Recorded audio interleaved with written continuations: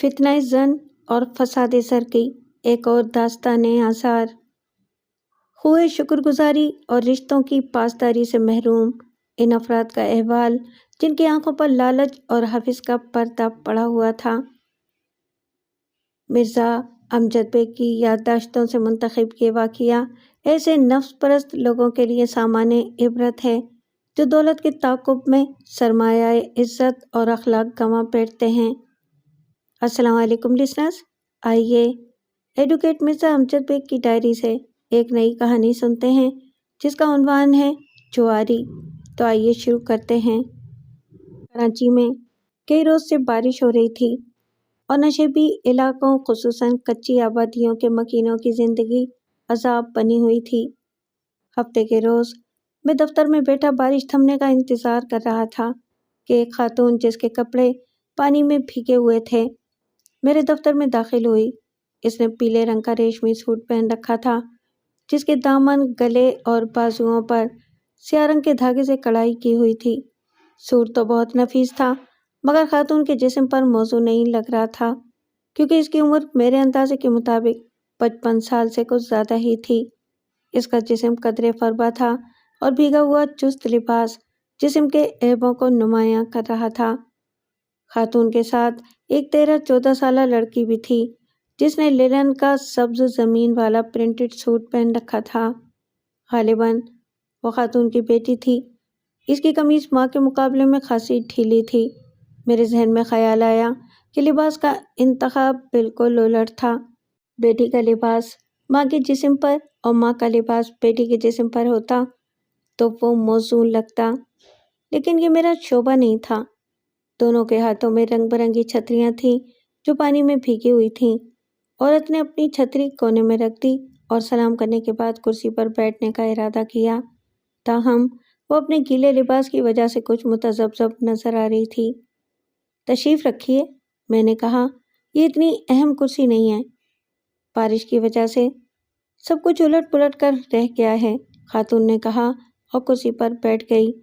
Taxi driver نے بارش کی وجہ سے دگنے پیسے لیے ہیں۔ لڑکی نے بھی اپنی چھتری کونے میں رکھ دی اور کرسی پر بیٹھ گئی۔ وہ تیکھے نکوش کی حسین لڑکی تھی۔ جی، میں آپ کی کیا خدمت کر سکتا ہوں؟ میں نے پیشہ ورانہ خوش اخلاقی سے کہا۔ میرا نام مرزا امجد بیگ ہے۔ بیگ صاحب، ہم بہت پریشان ہیں، عورت نے کہا، ہر طرف سے مایوس ہو کر آپ کے پاس آئے ہیں۔ اس خراب موسم میں کوئی پریشانی ہی انسان کو گھر سے نکلنے پر مجبور کرتی ہے، میں نے کہا۔ معاملہ کیا ہے؟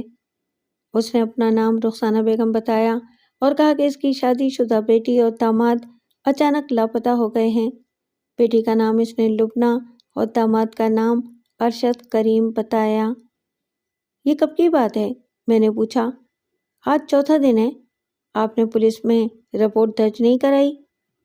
میں رپورٹ درج کرانے گئی تھی مگر تھانے والے کہتے ہیں کہ وہ بغیر ثبوت کے رپورٹ درج نہیں کر سکتے۔ آپ کے خیال میں معاملہ کیا ہے؟ آپ کی بیٹی اور داماد کس طرح لاپتہ ہوئے ہیں؟ یہ حرکت میرے شوہر کی معلوم ہوتی ہے، رخسانہ بیگم نے کہا اور لاشعوری طور پر اپنی بیٹی کی طرف دیکھا۔ جب وہ گھر میں تھے تو انہوں نے ہمارا جینا حرام کر رکھا تھا، اب گھر سے جانے کے بعد بھی ہمیں چین نہیں لینے دیتے۔ کیا آپ کے درمیان علیحدگی ہو گئی ہے؟ علیحدگی ہی سمجھیں۔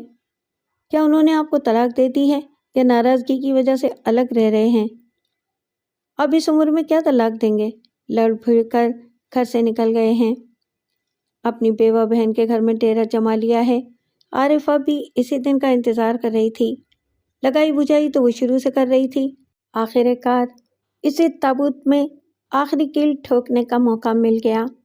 اب بھائی کی آمدنی پر عیش کر رہی ہے۔ 6 مہینے سے زیادہ ہونے کو آئے ہیں۔ حرام ہے جو سعید حسن نے اس عرصے میں ایک پیسہ میرے ہاتھ پر رکھا ہو۔ اولاد کو تو وہ بھول ہی گئے ہیں۔ عارفہ بیگم، غالباً آپ کی نند کا نام ہے، میں نے کہا۔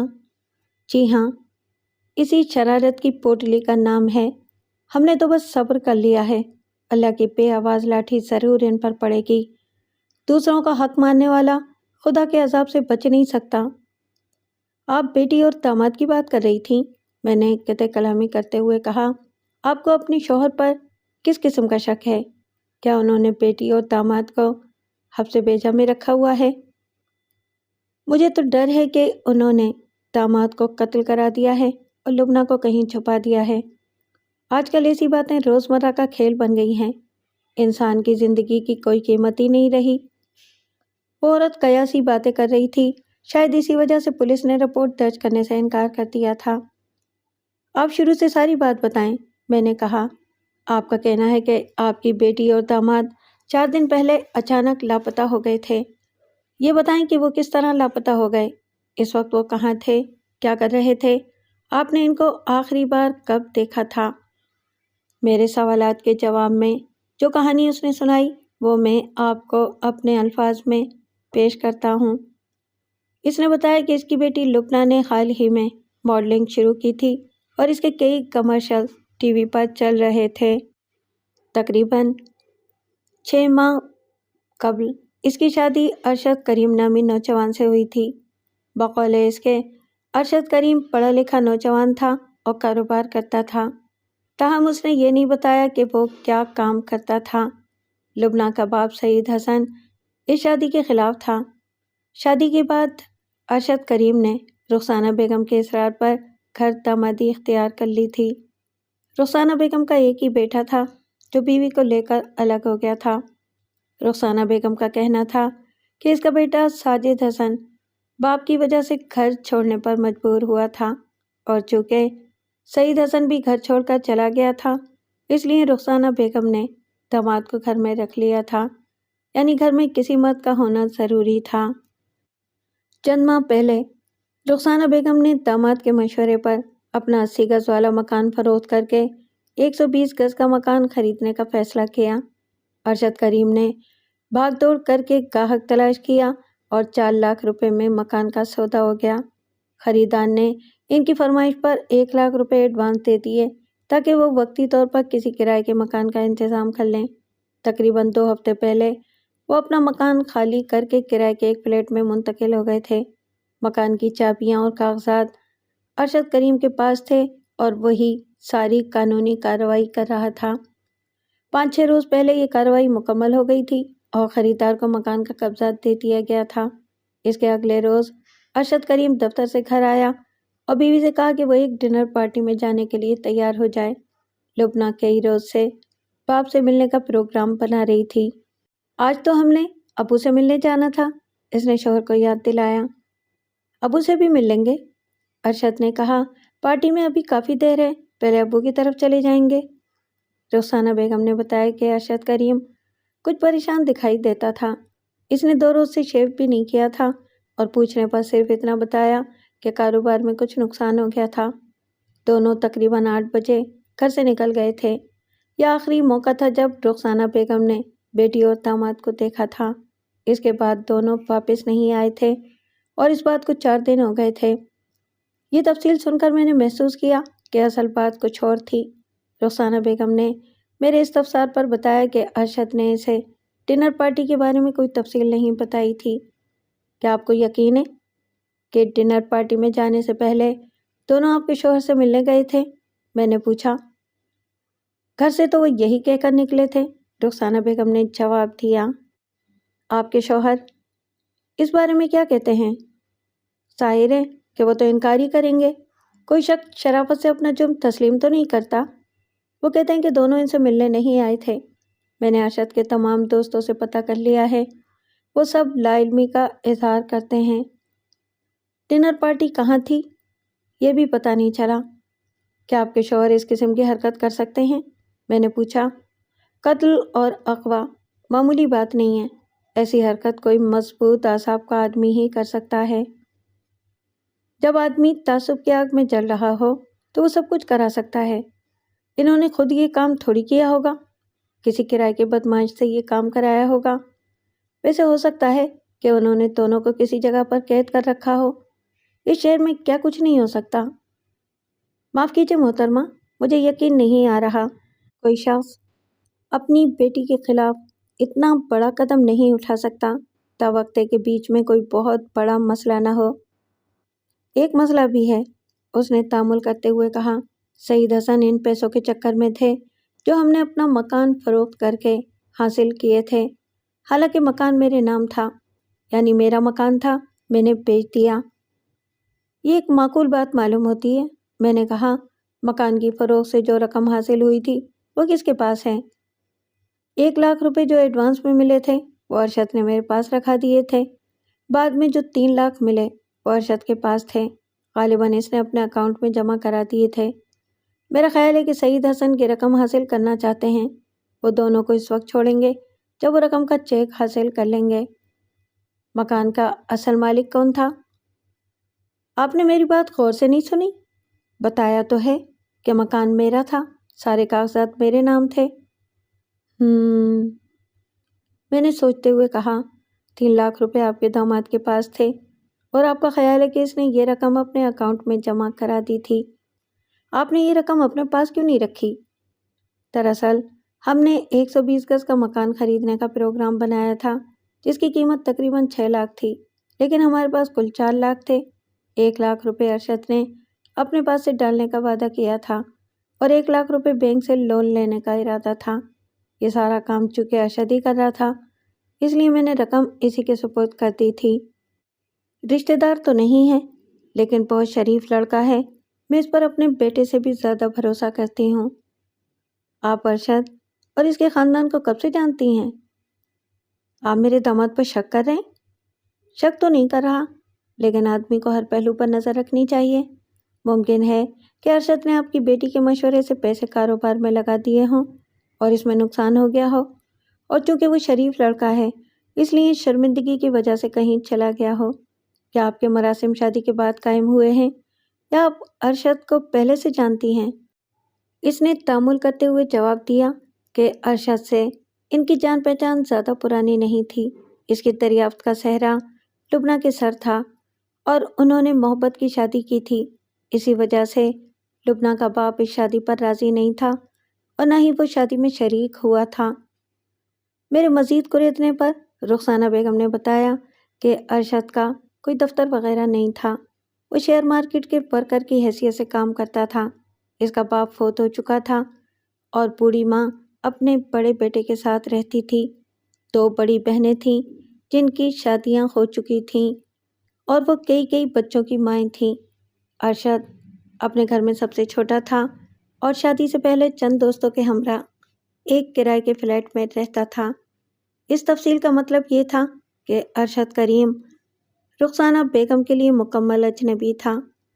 मैंने पूछा कि अरशद के भाई बहनों का इसकी गुमशुदगी के बारे में क्या रवैया था? परेशान तो वो भी बहुत हैं, लेकिन अभी तक उन्होंने कोई कार्रवाई नहीं की। रुखसाना बेगम ने जवाब दिया। क्या अरशद के पास कार भी थी? हाँ, क्यों नहीं, इसके बाद तकरीबन नई कार थी, इसने जवाब दिया। और बेटी से पूछा, तुम्हारे दूल्हा भाई के पास कौन से मॉडल की कार थी?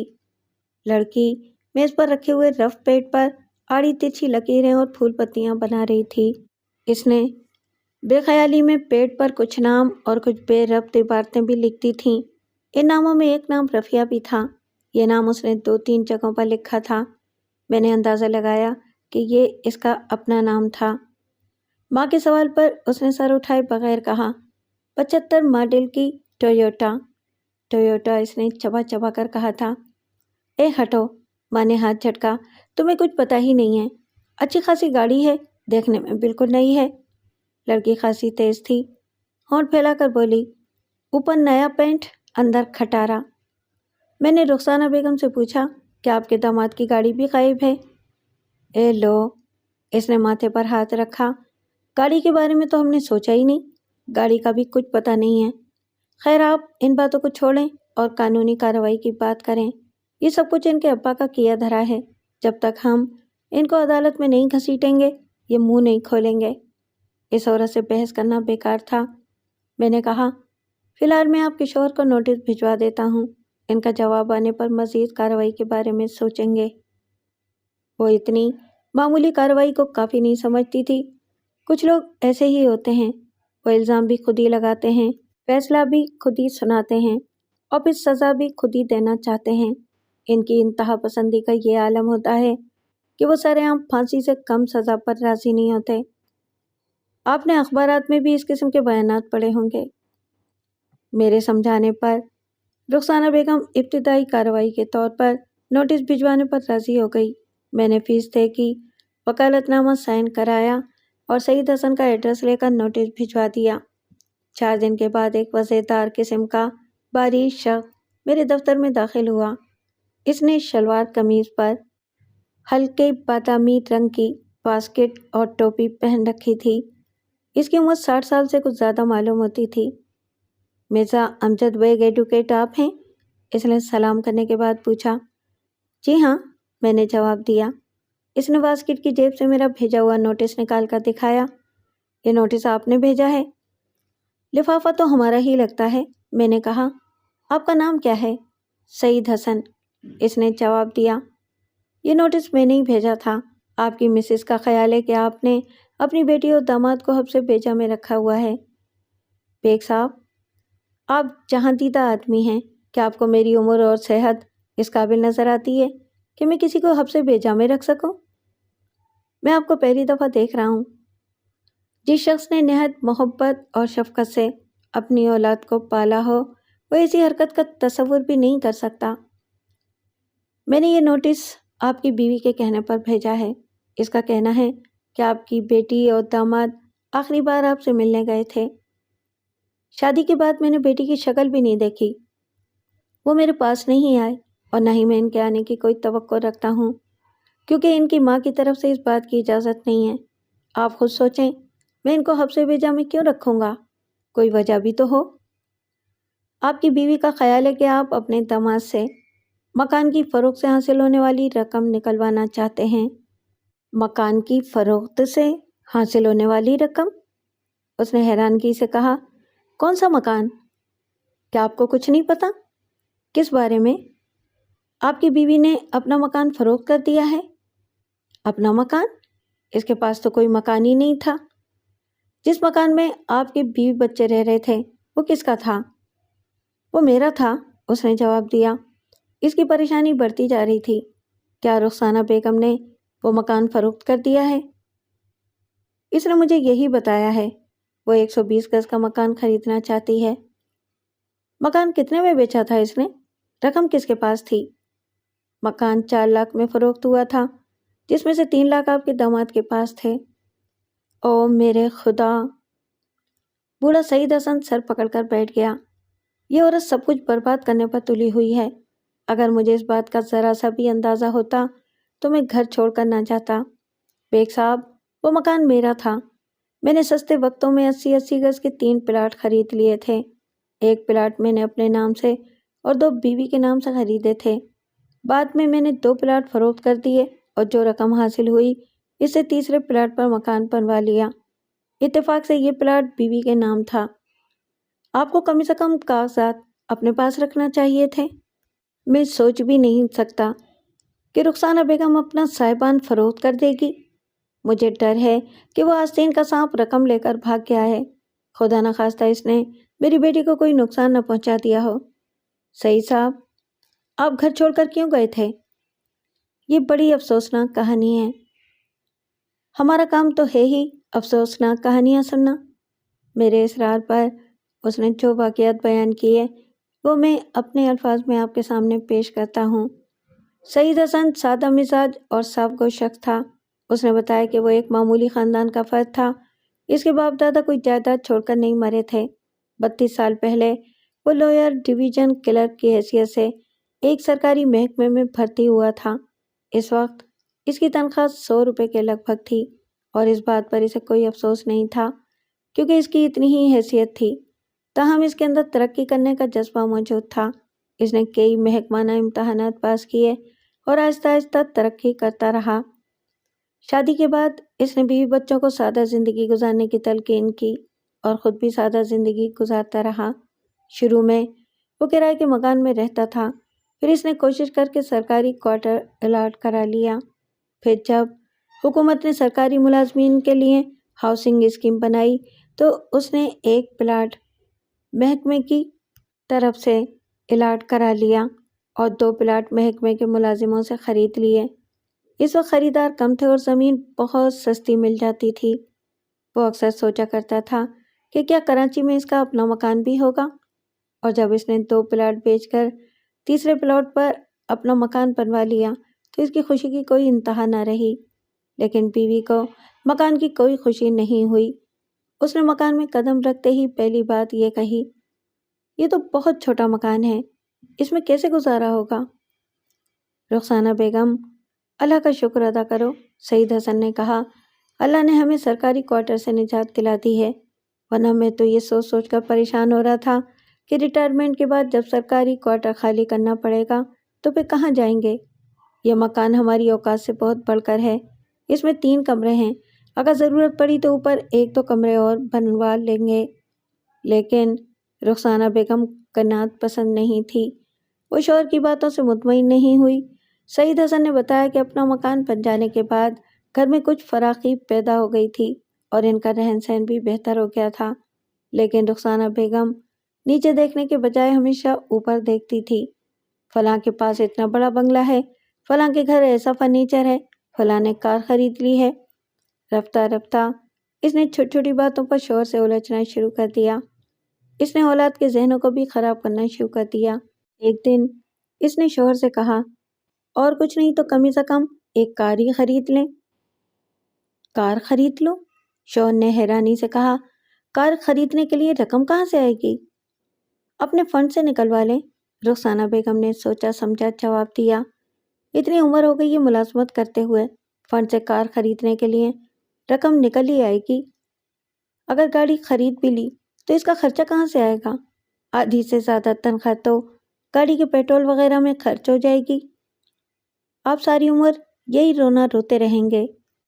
آج کل ہر شخص کے پاس کار نظر آتی ہے، گھر سے باہر نکلو تو سڑکوں پر کاروں کی قطاریں لگی ہوئی ہیں، سڑک پار کرنا مشکل ہو جاتا ہے۔ ایک ہم ہیں کہ آج بھی بسوں میں دھکے کھاتے پھرتے ہیں، نہ گھر اچھا ہے، نہ فرنیچر ڈھنگ کا ہے، نہ ہی کوئی عیش و آرام ہے۔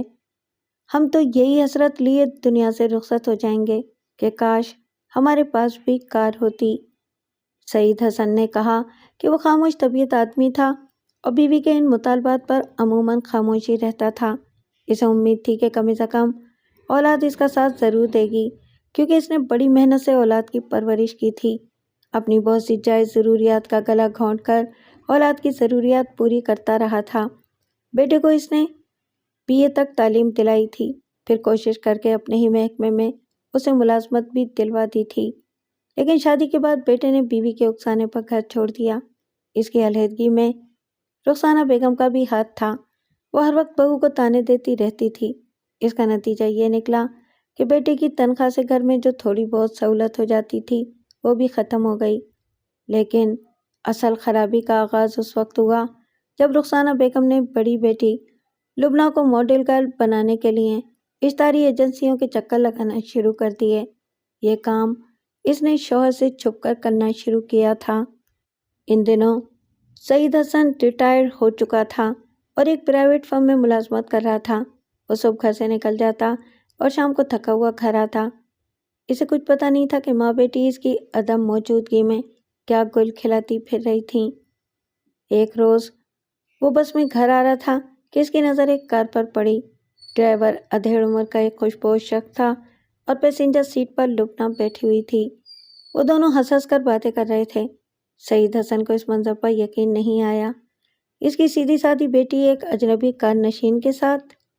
اس نے خیال کیا کہ شاید وہ اس کی بیٹی کی کوئی ہم شکل لڑکی تھی، لیکن غور سے دیکھنے پر اسے پچھلی سیٹ پر اپنی بیوی بھی نظر آ گئی، وہ بھی باتوں میں شریک تھی۔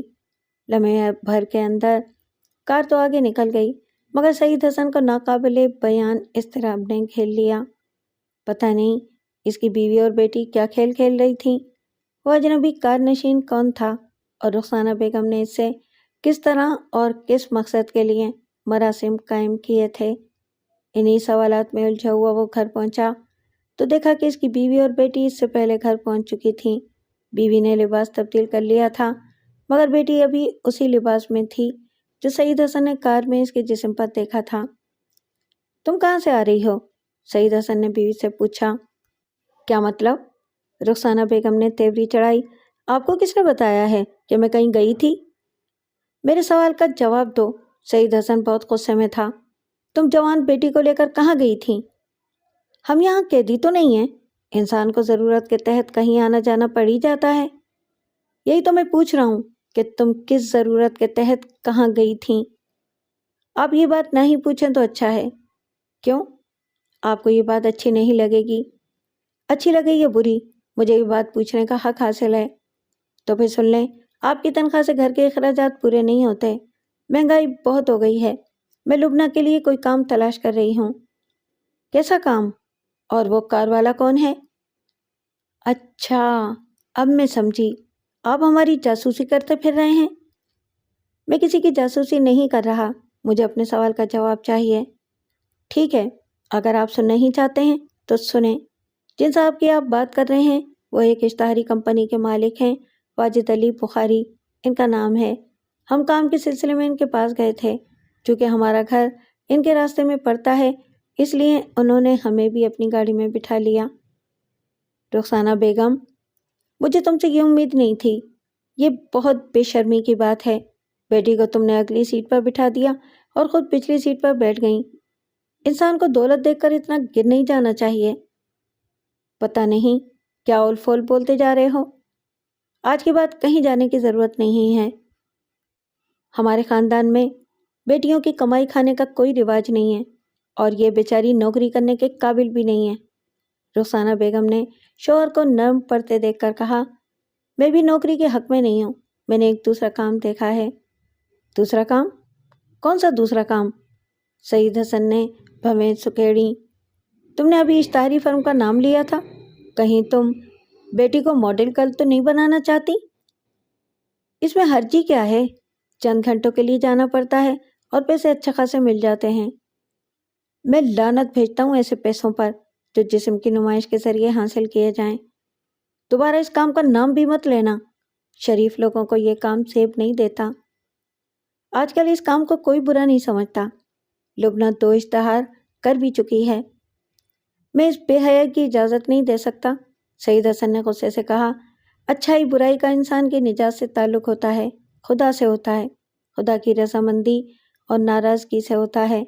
دنیا کے اچھا سمجھنے سے کوئی برائی اچھائی نہیں بن جاتی۔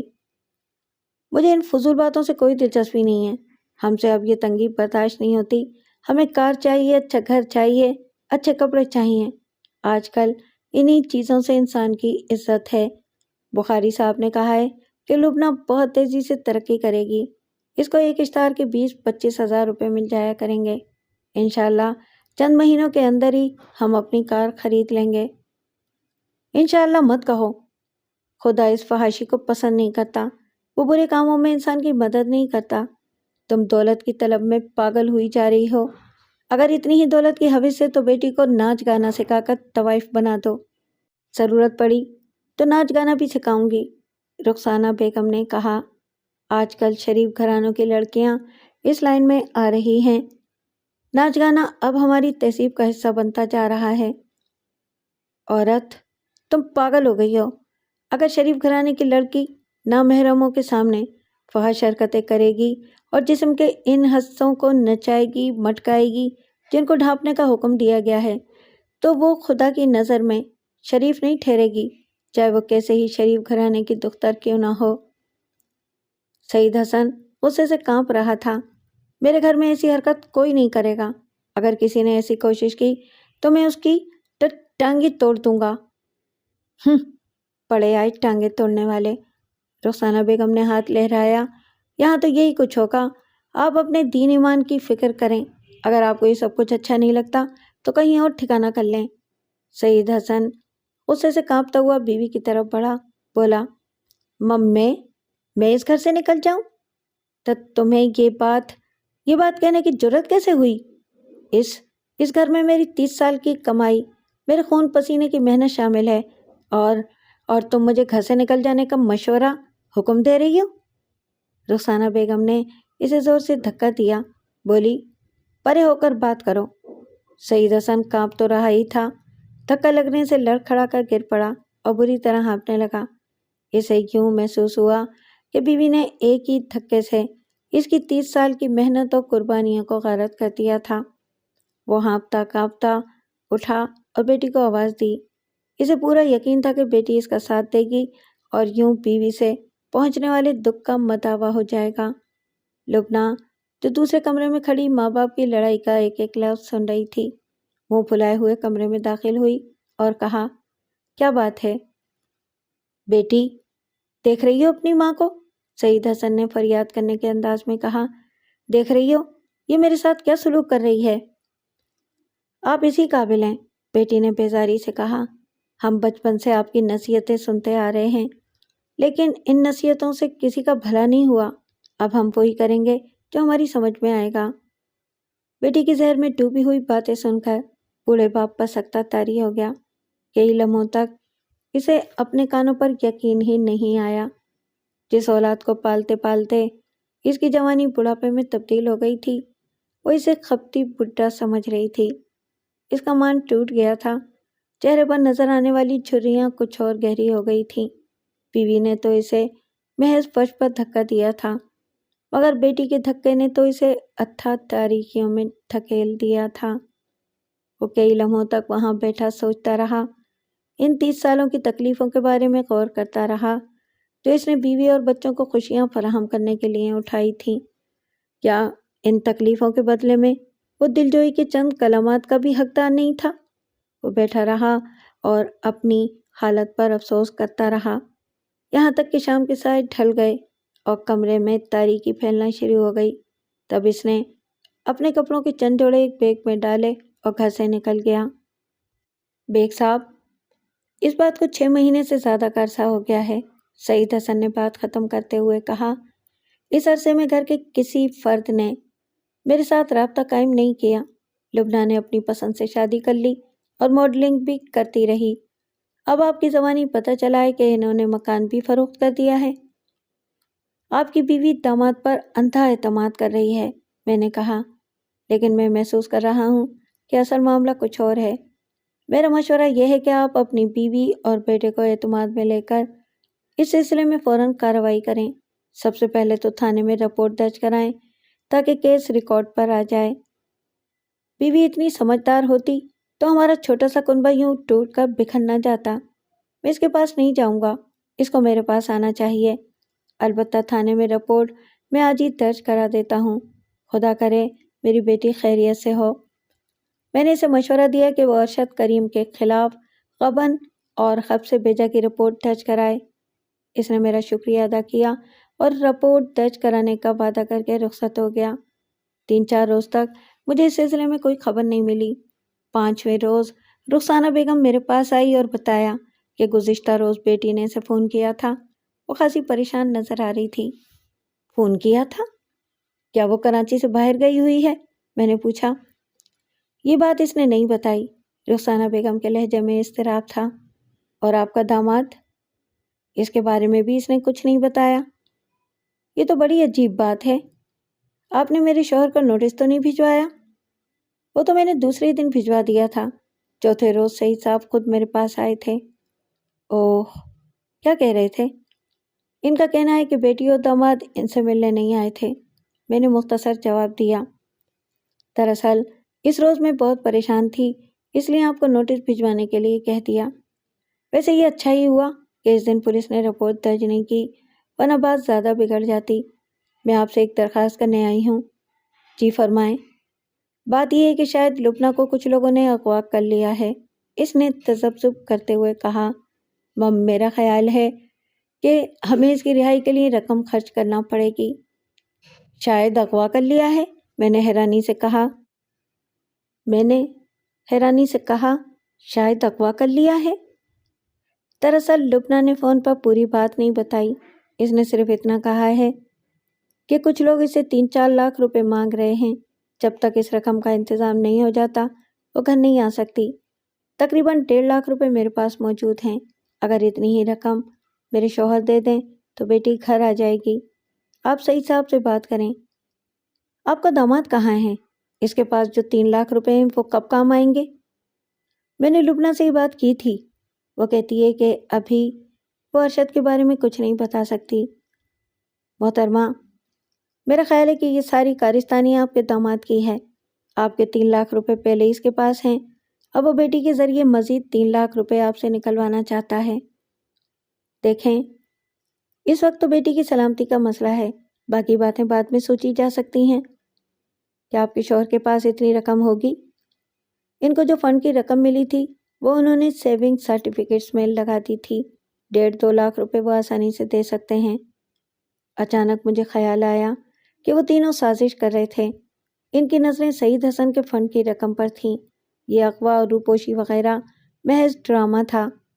رخسانہ بیگم کو اس بات کا علم نہیں تھا کہ اس کے شوہر نے ارشد کریم کے خلاف غبن اور حبس بیجا کا مقدمہ درج کرا دیا تھا۔ میں آپ کے شوہر سے بات کروں گا، میں نے کہا۔ آپ کی بڑی مہربانی ہوگی، اگر آپ آج ہی یہ بات کر لیں تو بہت اچھا ہوگا۔ ان سے کہیں کہ لبنہ کو کچھ لوگوں نے اغوا کر لیا ہے، ہمیں اس کی سلامتی کے لیے آپس کی رنجش بھلانی پڑے گی۔ ہاں، اولاد کی خاطر آپس کی رنجشیں بھلانی ہی پڑتی ہیں۔ وہ مجھے دعائیں دیتی ہوئی رخصت ہو گئی۔ اس روز میں مصروفیت کی وجہ سے سعید حسن سے رابطہ قائم نہیں کر سکا۔ اگلے روز دوپہر کے بعد رخسانہ بیگم کا فون آ گیا۔ وہ خاصی گھبرائی ہوئی لگ رہی تھی۔ اس نے بتایا کہ اس کے داماد کو پولیس نے گرفتار کر لیا تھا۔ وہ چاہتی تھی کہ میں تھانے جا کر ارشد سے مل لوں اور اس کی ضمانت کا کچھ بندوبست کروں۔ اب مسئلہ یہ تھا کہ سعید حسن نے میرے ایما پر ارشد کریم کے خلاف رپورٹ درج کرائی تھی۔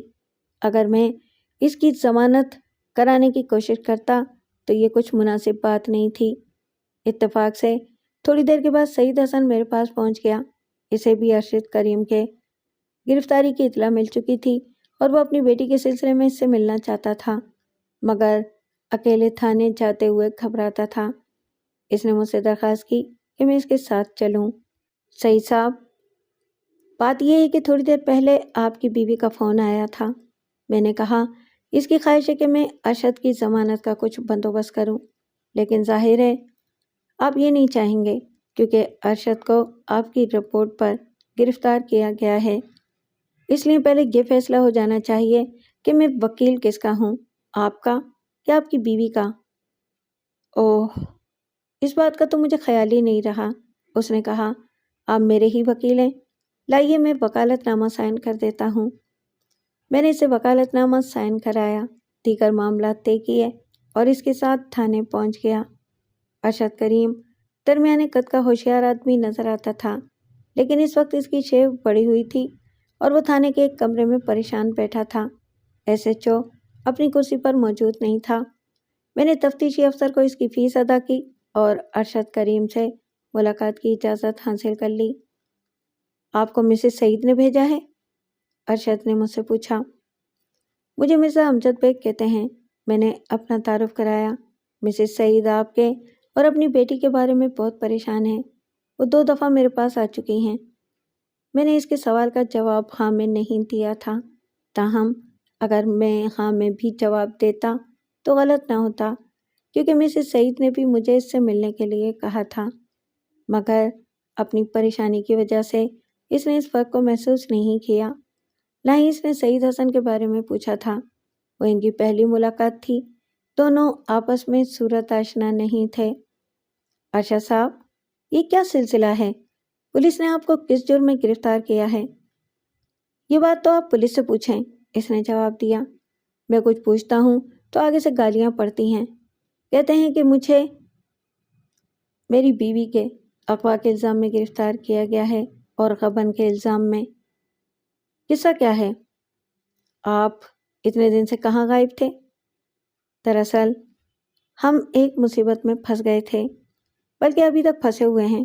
میری ساس سے کہیں کہ وہ پریشان نہ ہوں، اللہ نے چاہا تو سب ٹھیک ہو جائے گا۔ یہ رپورٹ میری ساس نے درج کرائی تھی۔ میں نے اس کے سوال کا جواب دینے کے بجائے کہا، مسز سعید آپ دونوں کی گمشدگی کی وجہ سے بہت پریشان ہیں۔ ان کا خیال ہے کہ آپ دونوں اغوا ہو گئے تھے۔ آپ کی بیوی کہاں ہے؟ وہ خیریت سے ہے۔ مسز سعید اور پولیس کا خیال ہے کہ وہ خیریت سے نہیں ہے۔ آپ کی گرفتاری کا بھی یہی سبب ہے۔ لبنہ نے اپنی ماں کو فون کیا تھا۔ اوہ، اس نے فون کیا تھا؟ اس نے چونک کر کہا، کیا کہا تھا؟ اس نے کھل کر کوئی بات نہیں کی، تاہم اس کی باتوں سے اندازہ ہوتا تھا کہ اسے اغوا کر لیا گیا ہے اور اغوا کنندگان تاوان کا مطالبہ کر رہے ہیں۔ نہیں، اسے اغوا نہیں کیا گیا، اصل بات کچھ اور ہے۔ مسز سعید نے رقم کا انتظام بھی کر لیا ہے۔ میں نے اس کو بولنے پر آمادہ کرنے کے لیے کہا۔ لبنہ کے والد بھی کچھ رقم دینے پر تیار ہو گئے ہیں۔ سعید حسن حیرت سے یہ باتیں سن رہا تھا۔ اسے بیٹی کے فون کی بابت معلوم نہیں تھا اور نہ ہی میں نے اپنے خدشات اس کے سامنے ظاہر کیے تھے۔ تاہم اس نے دانش مندی کا ثبوت دیتے ہوئے گفتگو میں دخل اندازی نہیں کی اور خاموش بیٹھا رہا۔ سعید صاحب پیسے دینے پر تیار ہو گئے ہیں؟ ارشد کے لہجے میں حیرانی بھی تھی اور اطمینان بھی۔ ہاں، وہ تیار تو ہو گئے ہیں، مگر جب تک ان کو حقیقت معلوم نہیں ہوگی وہ پیسے نہیں دیں گے۔ اس نے پہلی مرتبہ سعید حسن کی طرف دیکھا، جیسے کہہ رہا ہو کہ ان کی موجودگی میں بتا دوں۔ یہ اپنے ہی آدمی ہیں، میں نے اسے تسلی دی۔ قدرے تامل کے بعد اس نے آہستہ آہستہ ساری تفصیل بیان کر دی۔ جو کچھ اس نے بتایا وہ بہت افسوسناک تھا۔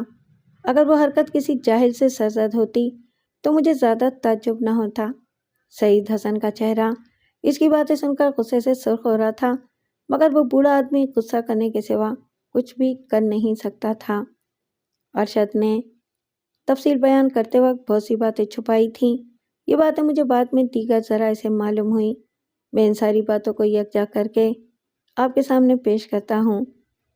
جیسا کہ پہلے ذکر کیا جا چکا ہے کہ ارشد کریم شیئر مارکیٹ میں کام کرتا تھا اور سٹہ بھی کھیلتا تھا۔ جو شخص ایک قسم کا جوا کھیلتا تھا وہ ہر قسم کا جوا کھیل سکتا ہے۔ یہ ایک کھلی ہوئی حقیقت ہے کہ جواری کی زندگی میں کبھی خوشحالی نہیں آتی، وہ ہمیشہ ہارتا ہے۔ لیکن دلچسپ بات یہ ہے کہ خواب ہمیشہ جیتنے کے دیکھتا ہے۔ وہ ہر دفعہ اس امید کے ساتھ رقم لگاتا ہے کہ اس دفعہ وہ ضرور جیت کر اٹھے گا۔ ارشد کریم کے دوستوں میں اسرار الحق نامی ایک ریٹائرڈ کسٹمز آفیسر بھی تھا۔ اس شخص نے زمانہ ملازمت میں بے تحاشا دولت کمائی تھی۔ اس کی عمر 62-63 سال کے لگ بھگ اور صحت قابل رشک تھی۔ اس کی 2 بیویاں تھیں اور دونوں الگ الگ بنگلوں میں رہتی تھیں۔ ایک تیسرا بنگلہ شراب اور جوئے کی محفلوں کے لیے مخصوص تھا۔ خاصا وسیع بنگلہ تھا۔ اس میں 3 ملازم ہر وقت خدمت کے لیے موجود رہتے تھے۔ اس کے ڈرائیو وے میں بیک وقت 7-8 کاریں کھڑی ہو سکتی تھیں۔ اس بنگلے میں روزانہ رات کو جوئے کی محفل جمتی تھی۔ اس محفل میں ہائی کلاس بزنس مین اور ٹاپ گریڈ سرکاری افسر شریک ہوتے تھے۔ ان لوگوں کے لیے 1-8 لاکھ روپے ہار جانا کوئی بڑی بات نہیں تھی۔ بنگلے کی آراستہ خوابگاہوں میں دیگر عیاشیاں بھی چلتی رہتی تھیں۔ جہاں تک اسرار الحق کا تعلق تھا وہ کبھی نقصان میں نہیں رہتا تھا، کیونکہ طے شدہ اصول کے مطابق ہر جیتنے والا جیت کی رقم کا 10% بنگلے کی دیکھ بھال کی مد میں ادا کرتا تھا۔ اگر 2 لاکھ کی رقم ایک جیب سے دوسری جیب میں منتقل ہوتی ہے تو 20,000 اسرار الحق کی جیب میں چلے جاتے تھے۔ بدقسمتی سے ارشد کریم نے بھی اس محفل میں آنا جانا شروع کر دیا۔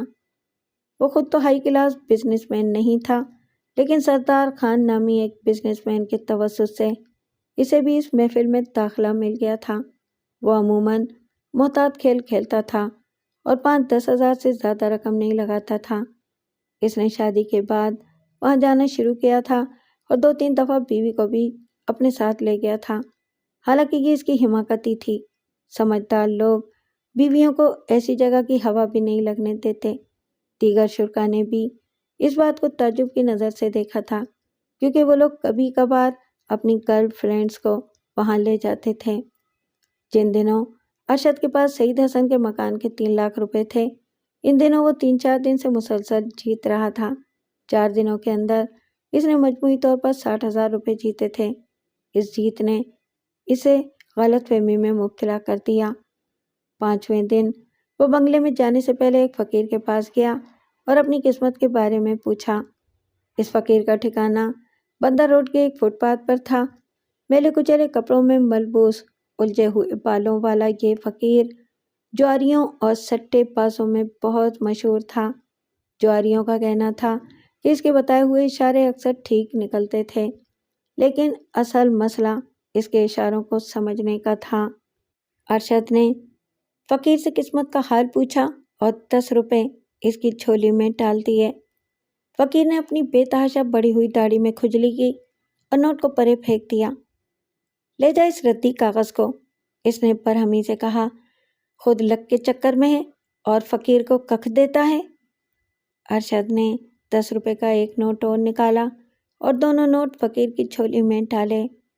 فقیر سائیں، آج میری قسمت کیسی ہے؟ بازی کھیل جاؤں یا گھر جا کے سو جاؤں؟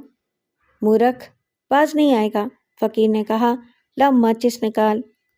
ارشد نے جیب سے لائٹر نکال کر دیا، بولا، بابا ماچس تو نہیں ہے، یہ لائٹر ہے، پرے کر اس لائٹر کو۔ فقیر نے ماچس مانگی ہے کسی کے پاس ماچس؟ فقیر کے آس پاس کچھ اور لوگ بھی بیٹھے تھے۔ ایک آدمی نے ماچس نکال کر اسے دی۔ فقیر نے ایک تیلی جلائی اور ارشد کے دیے ہوئے دونوں نوٹوں کو آگ لگا دی۔ اس نے دونوں نوٹوں کو کونے سے پکڑے رکھا۔ جب وہ 3/4 جل گئے تو انہیں اپنے موٹے اور کھردرے ہاتھوں میں رکھ کر مسل دیا۔ یہ لے، لاکھ کی راکھ۔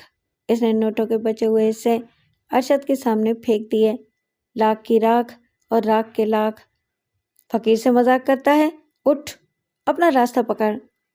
لاکھ کی راکھ اور راکھ کے لاکھ۔ ارشد نے فقیر کے اس کلام بالغ نظام سے مطلب نکالنے کی کوشش کی۔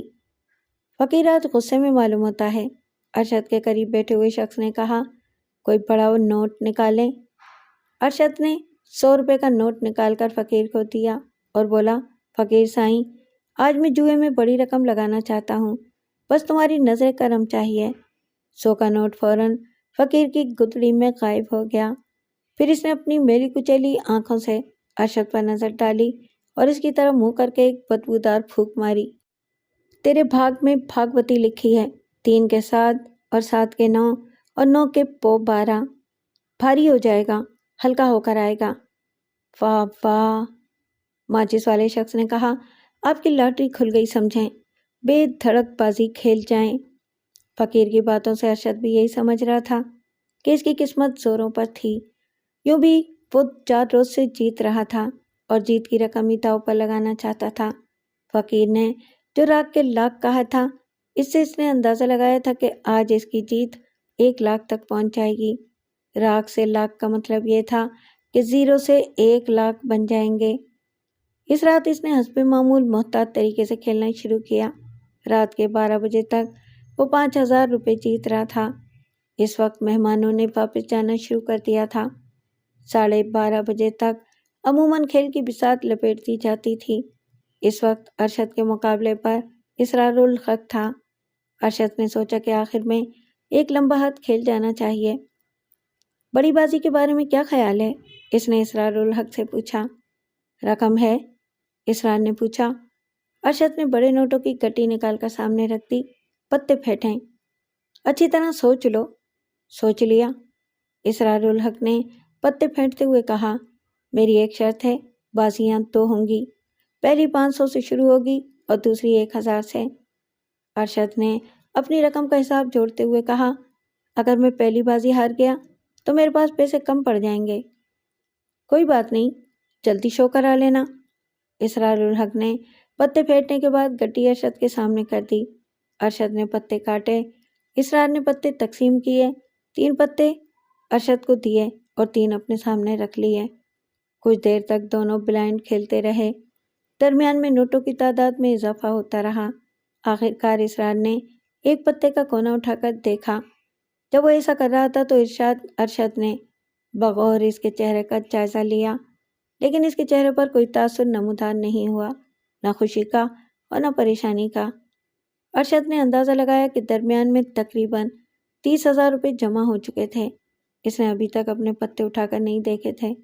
وہ کچھ گھبرا بھی رہا تھا اور کچھ مطمئن بھی تھا، کیونکہ فقیر نے جو کچھ کہا تھا وہ امید افزا تھا۔ 3-4 نوٹ مزید پھینکنے کے بعد اس نے پتے اٹھا کر دیکھے۔ اس کے پاس 2 جوکر اور 1 حکم کا دہلا تھا۔ 1 جوکر بھی حکم کا تھا۔ اس اعتبار سے پتے امید افزا تھے، لیکن خطرہ بھی تھا۔ اگر اسرار کے پاس ٹریل ہوا تو بازی مات ہو سکتی تھی۔ اس نے پتے دوبارہ قالین پر رکھ دیے۔ اسرار نے ہلکی سی مسکراہٹ سے اس کے چہرے کا جائزہ لیا اور اپنے پتے اٹھا کر دیکھے۔ اس کی مسکراہٹ قدرے کشیدہ ہو گئی اور اس نے پتے واپس رکھتے ہوئے ریٹ ڈبل کر دیا، یعنی 500 کے بجائے 1000 پھینکے۔ ارشد تھوڑا سا گھبرا گیا۔ ریٹ بڑھانے کا مطلب یہ تھا کہ اسرار کے ہاتھ میں اچھے پتے آئے تھے۔ بس اس نے 2 ہاتھ اور کھیلنے کے بعد پتے شو کرنے کے لیے کہا۔ اس وقت قالین پر 50,000 سے زیادہ رقم جمع ہو چکی تھی۔ اسرار نے اپنے پتے سامنے رکھ دیے۔ اس کے پاس 2 نہلے اور 1 دہلا تھا۔ ارشد نے یا خو کا نعرہ لگاتے ہوئے اپنے پتے قالین پر پھینکے اور نوٹ سمیٹ لیے۔ کوئی بات نہیں، اسرار الحق نے پتے اٹھاتے ہوئے کہا، ہار جیت ہوتی رہتی ہے۔ دوبارہ پتے بانٹے گئے۔ یہ آخری بازی ہے، ارشد نے کہا۔ اسے یقین ہو گیا تھا کہ قسمت کی دیوی اس کے ساتھ تھی۔ آج آپ کا ستارہ گردش میں معلوم ہوتا ہے۔ ستارے ہمیشہ گردش میں رہتے ہیں، اسرار نے کہا۔ اصل گردش میں تو آدمی ہوتا ہے۔ اس بازی کے بعد پتہ چل جائے گا کہ کون گردش میں ہے۔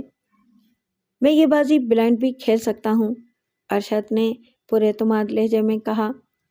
دونوں کے پتے قالین پر الٹے رکھے تھے۔ ہو جائے؟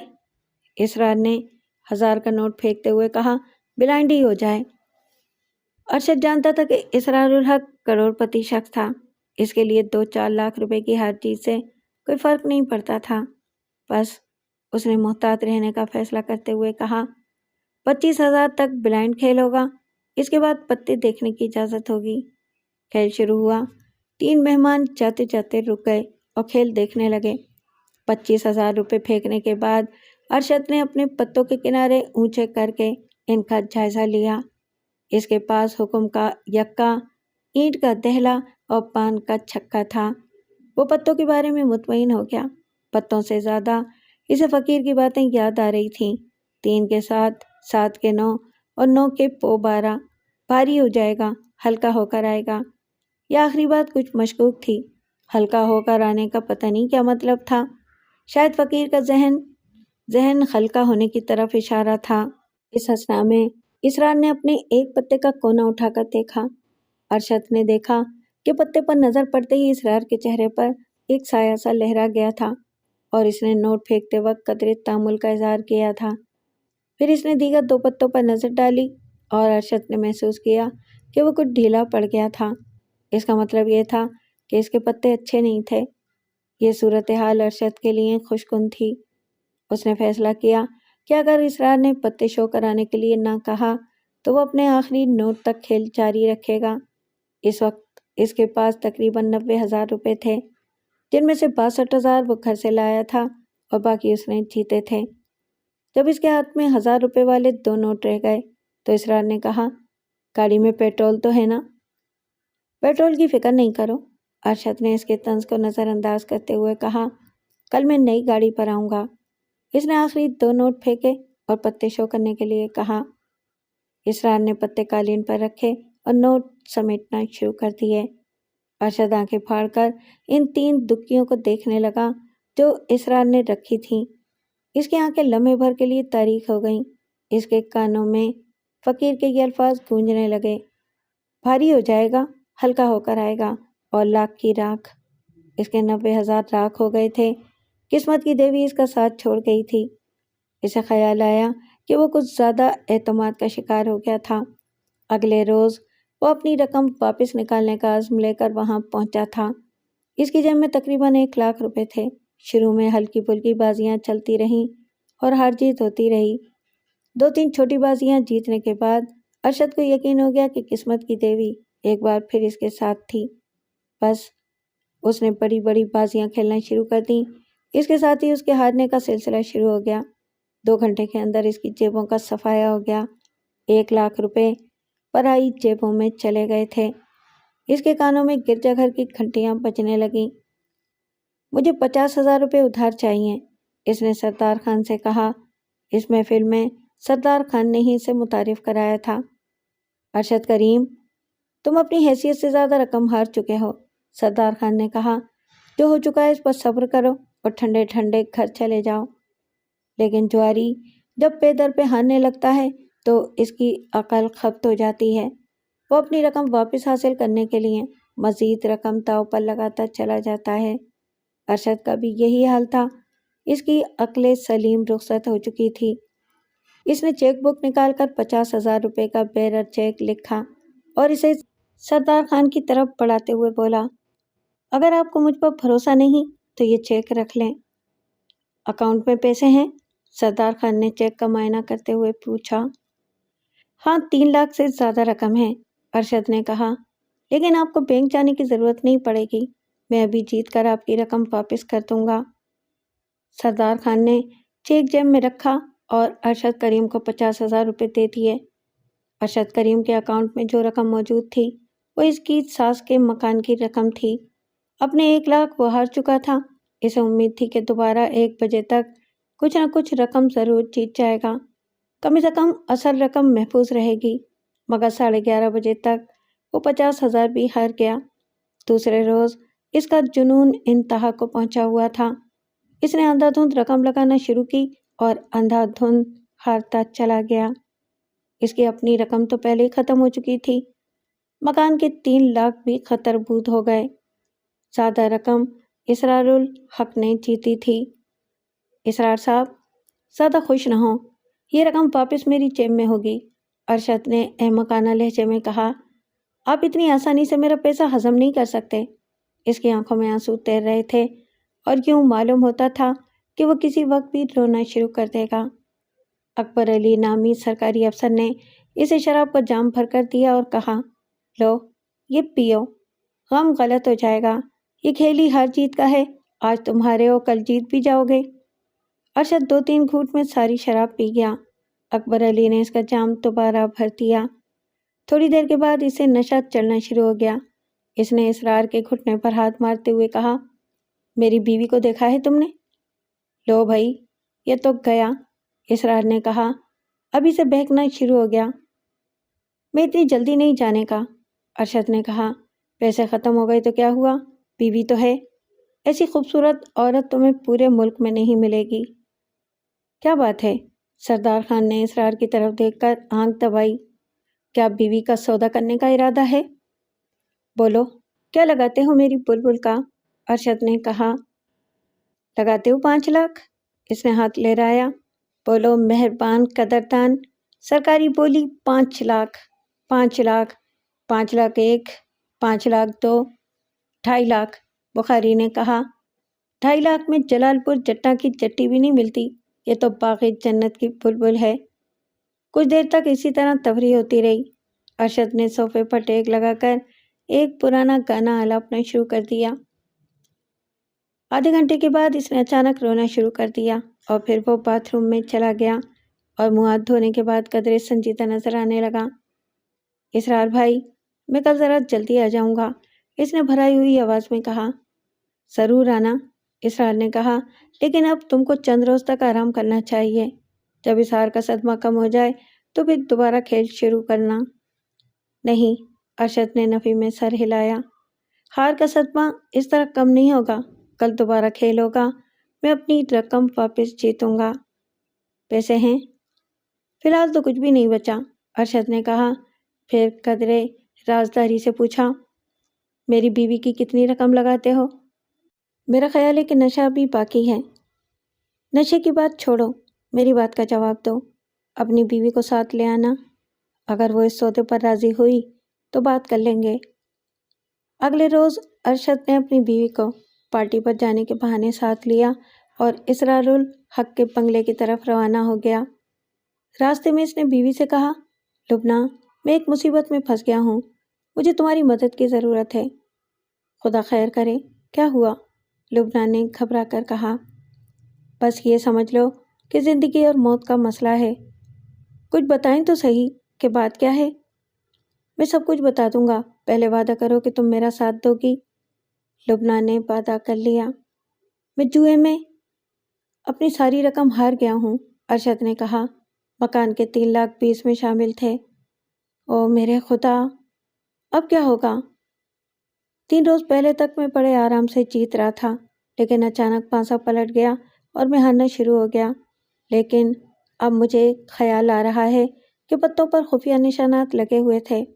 آج میں اپنی گڈی ساتھ لے کر جا رہا ہوں، کیا آپ مزید کھیلیں گے؟ ہاں، جب تک میں اپنی رقم نہیں نکال لوں گا مجھے چین نہیں آئے گا۔ کیا آپ نے یہی نہیں کہا کہ آپ ساری رقم ہار چکے ہیں؟ ہاں، یہی کہا ہے۔ آج میں تمہاری ضمانت پر کھیلوں گا۔ میری ضمانت پر؟ کیا آپ مجھے داؤ پر لگانا چاہتے ہیں؟ ہاں، یہی سمجھ لو۔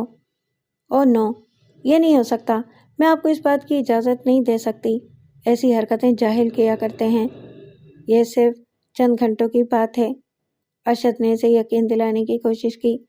میں 3 روز سے ہار رہا ہوں، آج میری جیتنے کی باری ہے۔ میں چاہتا ہوں کہ کم از کم اپنے 3 لاکھ روپے واپس چھین لوں۔ نہیں ارشد، مجھے ڈر لگ رہا ہے۔ یہ اچھی بات نہیں ہے، مجھے جواریوں سے بہت ڈر لگتا ہے۔ ٹھیک ہے، ارشد نے گاڑی سڑک کے کنارے پر روک دی۔ یہ گاڑی لے جاؤ، کل تمہیں کسی ہسپتال سے میری لاش مل جائے گی۔ خدا کے لیے ایسی باتیں نہیں کریں۔ میں مذاق نہیں کر رہا، ارشد گاڑی کا دروازہ کھولتے ہوئے بولا۔ اگر یقین نہیں تو ابھی دیکھ لو، میں ابھی کسی گاڑی کے نیچے آ جاتا ہوں۔ ارشد پلیز رک جائیں، لبنہ نے کہا۔ میں آپ کی ضمانت دینے پر تیار ہوں۔ ارشد جو گاڑی سے باہر نکل چکا تھا واپس آ گیا۔ تھوڑی دیر کے اندر دونوں اسرار الحق کے بنگلے پر پہنچ گئے۔ آ جاؤ، ارشد نے اسرار سے کہا۔ اس کا انداز چیلنج دینے والا تھا۔ میں تاش کی نئی کٹی بھی لایا ہوں۔ اور پیسے؟ اسرار نے پوچھا۔ میں اپنی ضمانت ساتھ لے کر آیا ہوں، ارشد نے لبنہ کی طرف اشارہ کیا۔ اسرار نے یوں لبنہ کا جائزہ لیا جس طرح کوئی گاہک قربانی کے جانور کا جائزہ لیتا ہے۔ ضمانت تو خاصی خوبصورت ہے۔ کیوں میڈم، تمہیں پتہ ہے تمہارا بندہ کیا کہہ رہا ہے؟ لبنہ کو اسرار کی گرم نظریں بالکل پسند نہیں آئی تھیں۔ اس نے تھوک نگلتے ہوئے کہا، ہاں پتہ ہے۔ اس ضمانت کی لمٹ کیا ہوگی؟ اسرار نے ارشد سے پوچھا۔ کم از کم 3 لاکھ۔ کم از کم نہیں، زیادہ سے زیادہ۔ اسرار نے دوبارہ لبنہ کو گھورا۔ اگر تم ہار گئے تو پھر کیا صورت ہوگی؟ کیونکہ یہ تمہاری منگوا ہے اور قانوناً میری بیوی نہیں بن سکتی۔ کیا مطلب؟ بیوی نہیں بن سکتی؟ اتنے میں اکبر علی اور واجد علی بخاری بھی پہنچ گئے۔ دونوں بڑی دلچسپی سے یہ گفتگو سننے لگے۔ مطلب بالکل واضح ہے، اگر تم 3 لاکھ روپے تک ہار گئے تو اس کا مطلب یہ ہوگا کہ بیوی ہار گئے، پھر تمہارا اس پر کوئی حق نہیں ہوگا، یہ میری ہو جائے گی۔ ہاں یہ تو صحیح ہے، لیکن اس کی نوبت نہیں آئے گی، آج میں جیت کر اٹھوں گا، ارشد نے پورے اعتماد لہجے میں کہا۔ بیوی بھی میرے ساتھ جائے گی اور جیب بھی بھری ہوئی ہوگی۔ ظاہر ہے یہ کھیل ہی ہار جیت کا ہے۔ میں یہ بات اس لیے واضح کرنا چاہتا ہوں کہ اس کھیل میں ایک عورت داؤ پر لگی ہوئی ہے۔ اس کو بھی پتہ ہونا چاہیے کہ ہارنے کی صورت میں یہ میری ملکیت ہوگی۔ تم اس کو طلاق دو گے اور میں اس سے شادی کروں گا۔ یہ 2 گواہ بھی موجود ہیں۔ بعد میں کوئی آئیں پائیں شائیں نہیں چلے گی۔ لبنہ کی لمٹ 3 لاکھ ہے، ارشد نے کہا۔ اول تو اس کی نوبت نہیں آئے گی۔ اگر میں 3 لاکھ ہار بھی گیا تو ضروری نہیں کہ بیوی کو چھوڑ جاؤں، کہیں سے رقم کا انتظام کر کے بیوی کو چھڑا لوں گا۔ یہ تم نئی بات کر رہے ہو؟ نئی ضرور ہے، مگر معقول بات ہے۔ ٹھیک ہے، اس کی بھی لمٹ ہونی چاہیے۔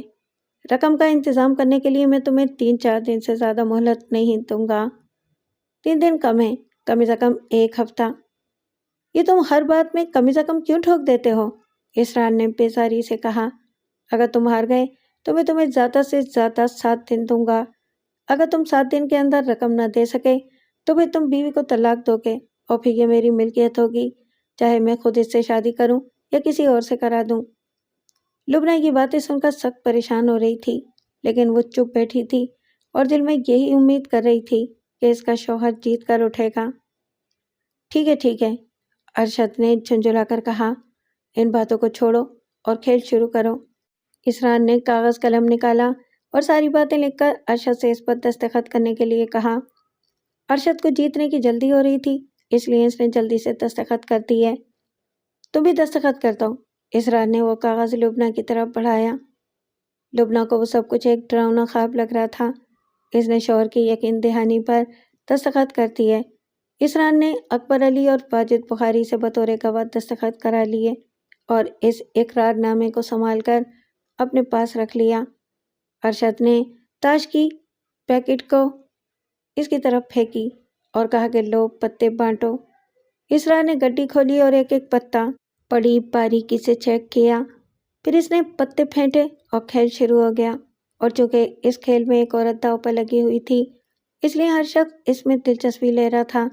جو بھی نیا مہمان آتا وہ اسی کھیل کو دیکھنے لگتا۔ خوش قسمتی سے ارشد پہلی بازی جیت گیا۔ اس بازی کی کل رقم 30,000 تھی۔ اسرار نے اسے پہلی قسط کے طور پر 50,000 روپے دیے تھے۔ پہلی بازی جیتنے کے بعد اس کے پاس 65,000 روپے ہو گئے۔ اس کے ساتھ ہی لبنہ کے چہرے پر رونق آ گئی۔ دوسری بازی اسرار جیت گیا، اس میں صرف 20,000 روپے لگے تھے۔ تیسری بازی بھی اسرار جیت گیا۔ ارشد قدرے محتاط ہو گیا۔ چوتھی بازی میں اس کے پاس 3 جوکر آ گئے۔ وہ رقم بڑھاتا چلا گیا، یہاں تک کہ درمیان میں 50,000 کے لگ بھگ رقم جمع ہو گئی۔ تب اسرار نے پتے شو کرا دیے۔ اس کے پاس نیلے کی ٹریل تھی۔ یہ بازی بھی ارشد جیت گیا اور اس کا حوصلہ بلند ہو گیا، لیکن یہ اس کی آخری جیت ثابت ہوئی تھی۔ اس کے بعد وہ ہارنا شروع ہوا تو ہارتا ہی چلا گیا۔ رات گزرتی جا رہی تھی اور کھیل جاری تھا۔ لبنہ اندر جا کر لیٹ گئی اور تھوڑی دیر بعد اسے نیند آ گئی۔ صبح کے 4 بجے تک ارشد 3 لاکھ روپے ہار گیا۔ اس کی حالت پاگلوں جیسی ہو رہی تھی۔ میں تمہاری بیوی نہیں، اپنی لبنہ کو جگا کر لاتا ہوں، اسرار نے کہا، تاکہ اس کو بھی اس تبدیلی کا علم ہو جائے۔ ٹھہرو، ارشد نے اسے روکتے ہوئے کہا، لبنہ کو مت جگاؤ، اس کو سونے دو، صبح بتا دینا۔ اس وقت وہ پریشان ہو جائے گی، لیکن معاہدے کے مطابق ابھی وہ تمہاری نہیں ہوئی۔ میں 7 دن کے اندر رقم کا انتظام کر لوں گا۔ ابھی تم اسے کچھ نہیں کہو گے۔ فکر نہیں کرو، اسرار نے فاتحانہ لہجے میں کہا، میں اپنی چیزوں کی حفاظت کرنا جانتا ہوں۔ آج 10 مارچ، اوہ 10 مارچ تو گزر چکی، آج 11 مارچ ہے۔ 17 مارچ تک رقم آ جانی چاہیے، ورنہ طلاق نامہ لے آنا۔ اتنی سختی ٹھیک نہیں ہے، ارشد نے بھرائی ہوئی آواز میں کہا، میں تمہارا دوست ہوں، 2-3 روز آگے پیچھے ہو سکتے ہیں۔ دوستی اپنی جگہ پر، ہار جیت اپنی جگہ پر۔ میں معاہدے کی خلاف ورزی نہیں کروں گا، پورے 7 دن انتظار کروں گا۔ اس دوران لبنہ میری رہن شدہ مہمان ہوگی۔ ارشد ہارا ہوا جواری تھا، اس کے پاس بولنے کے لیے کچھ نہیں تھا۔ وہ چپ چاپ وہاں سے رخصت ہو گیا۔ یہ کہانی جو میں نے اوپر بیان کی ہے، اس کا کچھ حصہ ارشد کریم کی زبانی اور کچھ حصہ بعد میں دیگر ذرائع سے معلوم ہوا تھا۔ میں نے ان تمام واقعات کو یکجا کر کے بیان کر دیا ہے تاکہ آپ پڑھتے وقت کوئی تشنگی محسوس نہ کریں۔ جس وقت ارشد یہ واقعات بیان کر رہا تھا تو سعید حسن کے چہرے پر شدید کرب کے آثار نظر آ رہے تھے، یہاں تک کہ اس کی قوت برداشت جواب دے گئی اور وہ اٹھ کر باہر چلا گیا۔ ارشد کریم کی بات ختم ہوئی تو میں نے پوچھا، کیا آپ نے پولیس کو یہ واقعات بتائے ہیں؟ نہیں، اس نے نفی میں سر ہلایا۔ یہ سب کچھ بتانا اقرار جرم کے برابر ہوگا۔ جیسا کہ میں بتا چکا ہوں کہ وہ مجھے اپنا وکیل سمجھ رہا تھا۔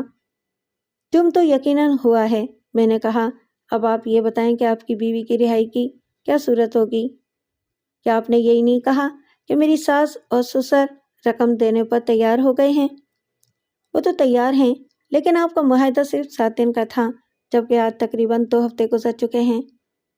میں اسرار الحق کی منت کر لوں گا، اگر وہ نہ مانا تو ایک طریقہ اور ہے۔ وہ کیا؟ اگر آپ کہیں تو میں اسرار الحق کے خلاف اغوا برائے تاوان کی رپورٹ درج کرا دیتا ہوں۔ اس وقت آپ ایسی رپورٹ درج کرانے کی پوزیشن میں نہیں ہیں۔ اغوا کی صورت میں فوراً رپورٹ درج کرانی چاہیے۔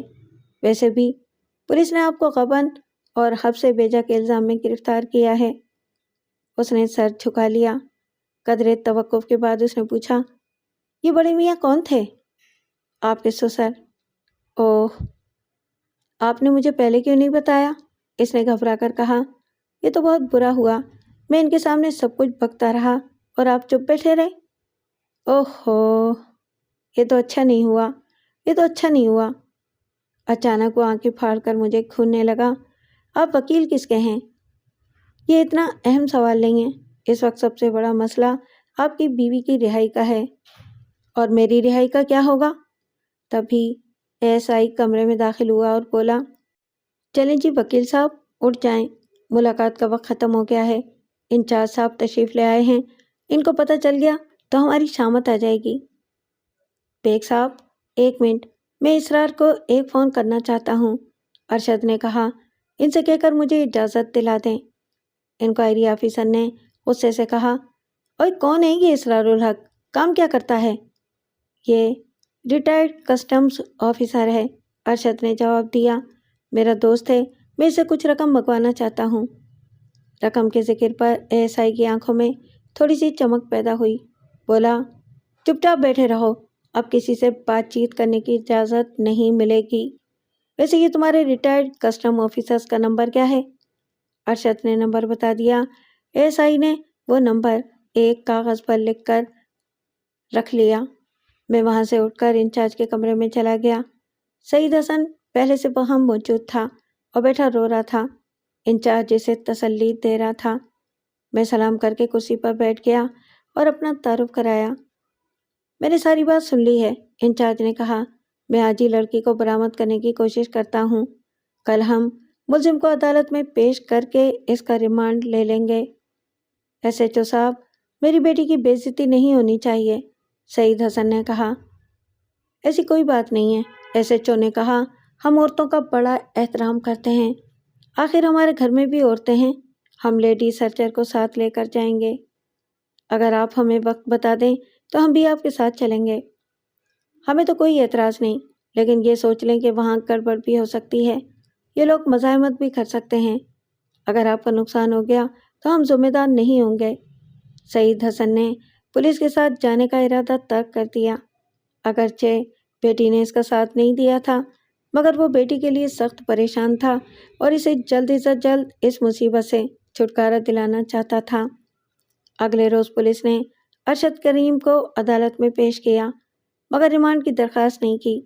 میں سمجھ گیا کہ درمیان میں کچھ گڑبڑ ہو گئی تھی۔ عدالت میں ارشد کریم کی طرف سے مصطفیٰ خان نامی ایک ہائی کلاس وکیل بھی موجود تھا۔ اس نے ارشد کی درخواست ضمانت پیش کرتے ہوئے کہا، جناب علی، میرے موکل کو محض شک کی بنا پر گرفتار کیا گیا تھا۔ اسے کوئی جرم سرزد نہیں ہوا، نہ ہی پولیس کو مدعی کی طرف سے لگائے گئے الزامات کا کوئی ثبوت ملا ہے۔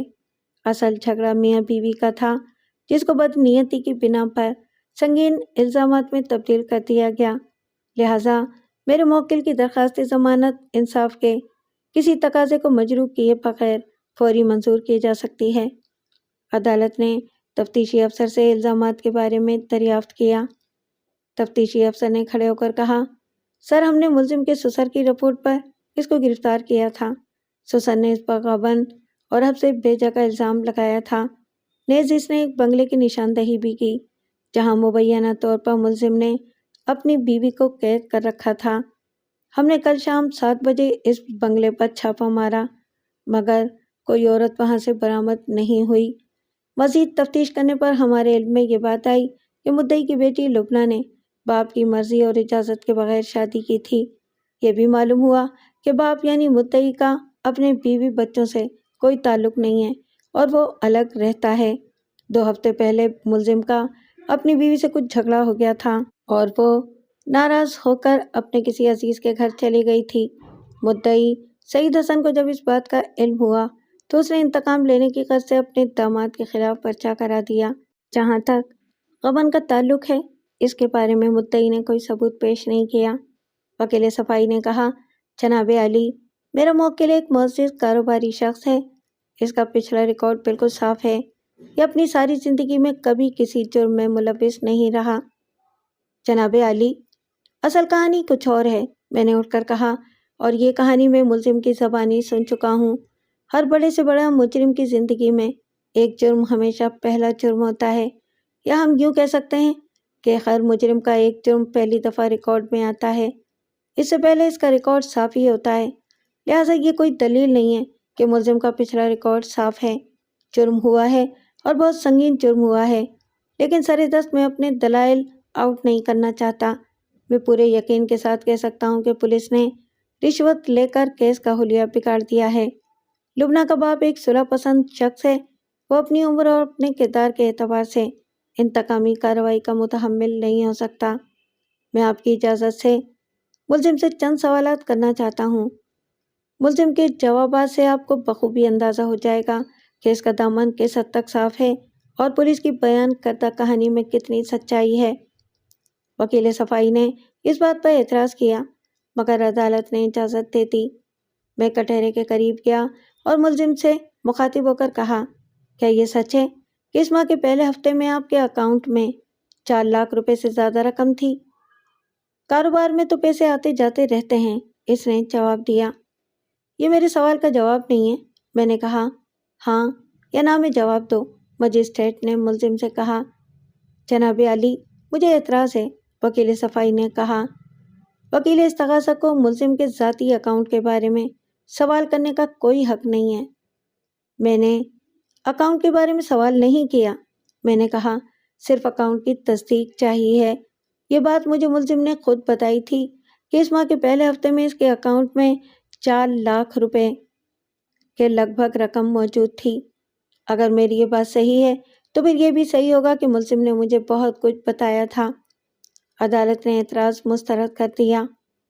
ملزم نے جواب دیا کہ اس ماہ کی ابتدائی تاریخوں میں اس کے اکاؤنٹ میں واقعی 4 لاکھ روپے سے زیادہ رقم موجود تھی۔ میں نے پوچھا، کیا یہ سچ ہے کہ یہ 4 لاکھ روپے 11 مارچ کے بعد آپ کے اکاؤنٹ میں موجود نہیں تھے؟ یہ رقم میں نے ایک بزنس میں لگا دی تھی۔ یعنی آپ بیگ صاحب کی بات سے متفق ہیں؟ مجسٹریٹ نے کہا۔ جی ہاں، ارشد کریم نے جواب دیا۔ اس بات پر ہم بعد میں بحث کریں گے کہ آپ نے یہ رقم کس بزنس میں لگائی تھی، میں نے کہا۔ انکوائری آفیسر نے کہا ہے کہ وہ 2 ہفتے پہلے آپ کی بیوی ایک چھوٹی سی بات پر ناراض ہو کر اپنے ایک عزیز کے ہاں چلی گئی تھی۔ کیا آپ اس بات سے متفق ہیں؟ جی ہاں، اس نے تامل کرتے ہوئے کہا۔ میاں بیوی میں چھوٹے موٹے جھگڑے تو چلتے ہی رہتے ہیں۔ ہاں، آپ ٹھیک کہتے ہیں، چھوٹے موٹے جھگڑے چلتے ہی رہتے ہیں۔ اب کیا پوزیشن ہے؟ کیا آپ کا اپنی بیوی سے راضی نامہ ہو گیا ہے؟ تقریباً ہو ہی گیا ہے، میں نے عدالت سے مخاطب ہو کر کہا۔ جناب علی، ملزم اور پولیس کے بیان میں پایا جانے والا تضاد نوٹ فرمائیں۔ ملزم کہہ رہا ہے کہ اس کا اپنی بیوی سے تقریباً راضی نامہ ہو گیا ہے۔ انکوائری آفیسر فرما رہے ہیں کہ اس نے ملزم کی بیوی کی بازیابی کے لیے ایک بنگلے پر چھاپا مارا تھا۔ جس وقت یہ چھاپا مارا گیا اس وقت ملزم حوالات میں تھا۔ سوال یہ ہے کہ اگر ملزم اور اس کی بیوی میں راضی نامہ ہو چکا تھا تو پھر چھاپا مارنے کی کیا ضرورت تھی؟ پولیس کو چاہیے تھا کہ ملزم سے پوچھ کر یا ملزم کو ساتھ لے جا کر اس کی بیوی سے رابطہ قائم کرتی اور اس سے ساری بات کی تفصیل معلوم کر لیتی۔ اس کا صاف مطلب یہ ہے کہ مکہ چھاپا مارنے کے بعد ہوا تھا۔ مجسٹریٹ نے ملزم سے پوچھا، آپ کی بیوی اس وقت کہاں ہے؟ وہ اپنے میکے میں ہوگی، اس نے جواب دیا۔ جب پولیس اس کی بازیابی کے لیے چھاپا مارنے جا رہی تھی تو آپ نے اس کو یہ بات کیوں نہیں بتائی؟ جناب، میں کیا عرض کر سکتا ہوں، میں تو حوالات میں بند تھا۔ مجسٹریٹ نے انکوائری آفیسر سے مخاطب ہو کر برہمی سے کہا، اس بات کا آپ کے پاس کیا جواب ہے؟ آپ ہمیشہ ایسی ہی تفتیش کرتے ہیں؟ انکوائری آفیسر اس بات کا کوئی جواب نہیں دے سکا۔ میں نے ارشد کریم سے مخاطب ہو کر کہا، آپ کی شادی کو صرف 6 ماہ ہوئے ہیں اور مجھے معلوم ہوا ہے کہ آپ اپنی خوبصورت بیوی سے بہت محبت کرتے ہیں، کیا یہ سچ ہے؟ جی، سچ ہے۔ یعنی آپ اپنی بیوی کو طلاق دینے کا کوئی ارادہ نہیں رکھتے؟ نہیں، ہرگز نہیں، اس نے مدافعانہ لہجے میں کہا۔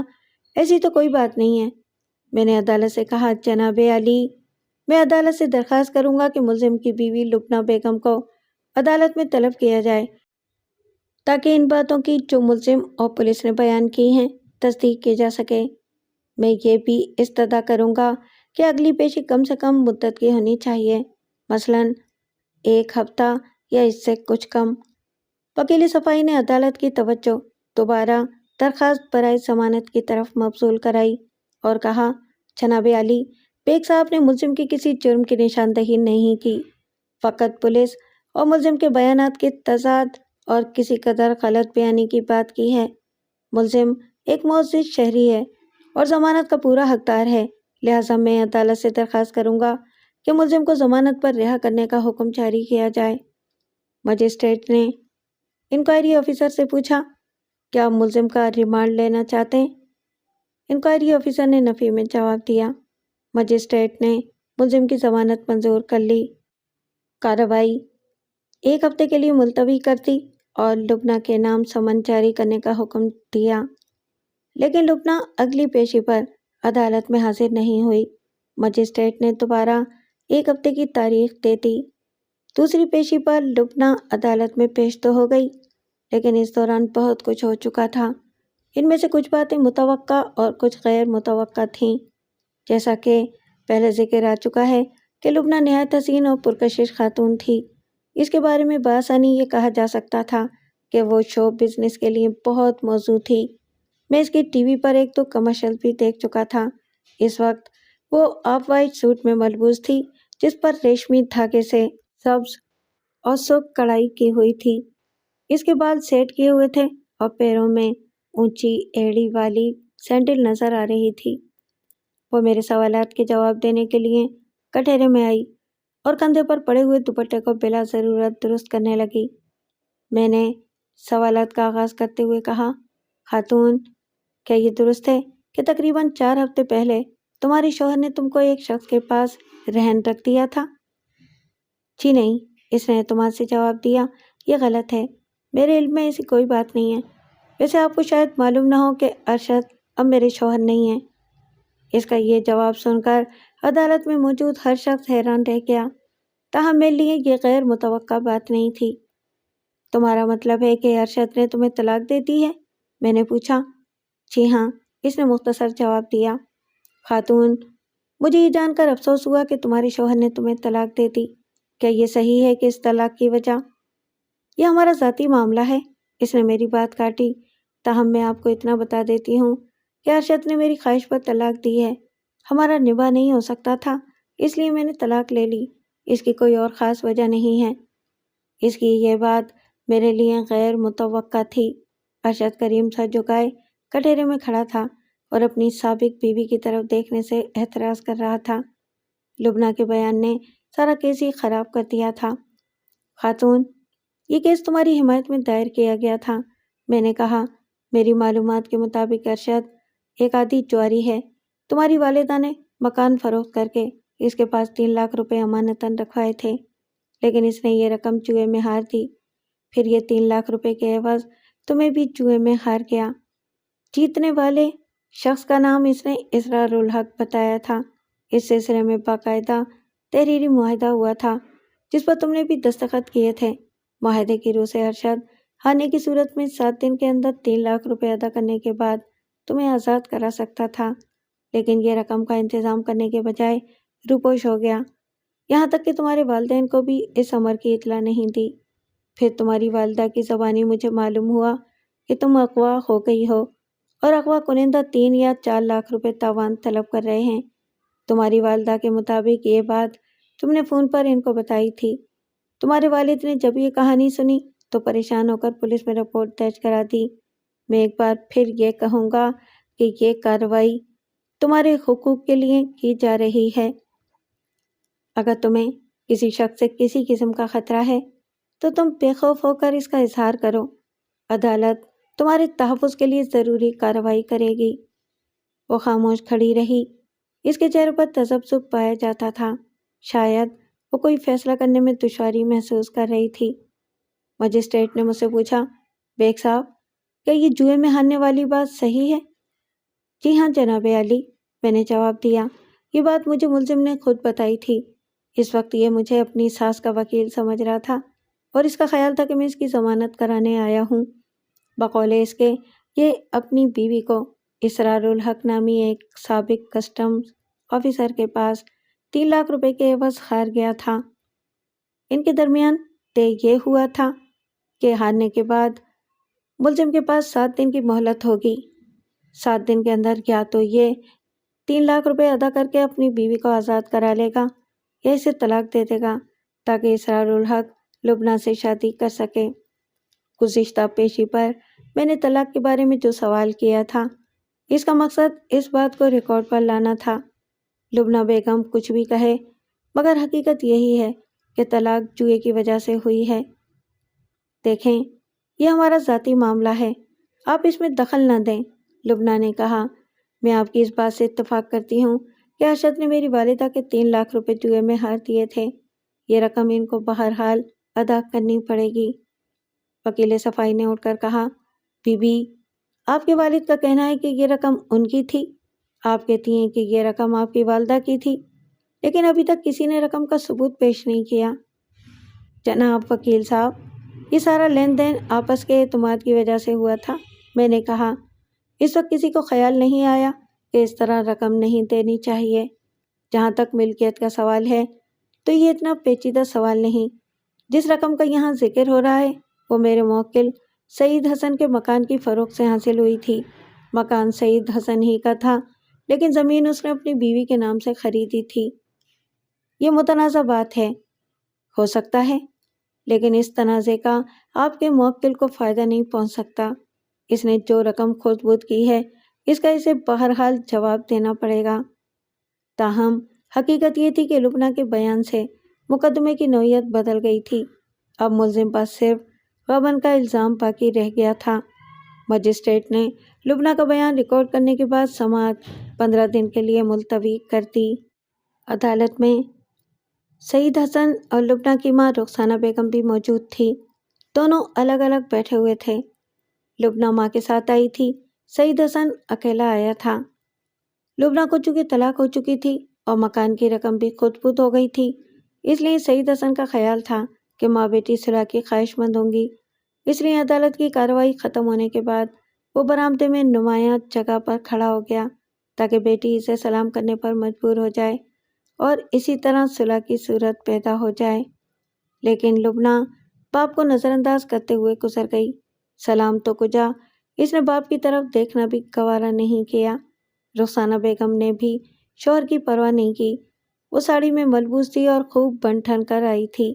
دونوں کے انداز میں تکبر اور تفاخر پایا جاتا تھا۔ وہ ایسی عورتیں نظر نہیں آتی تھیں جو اپنے مکان اور رقم سے محروم ہو گئی ہوں۔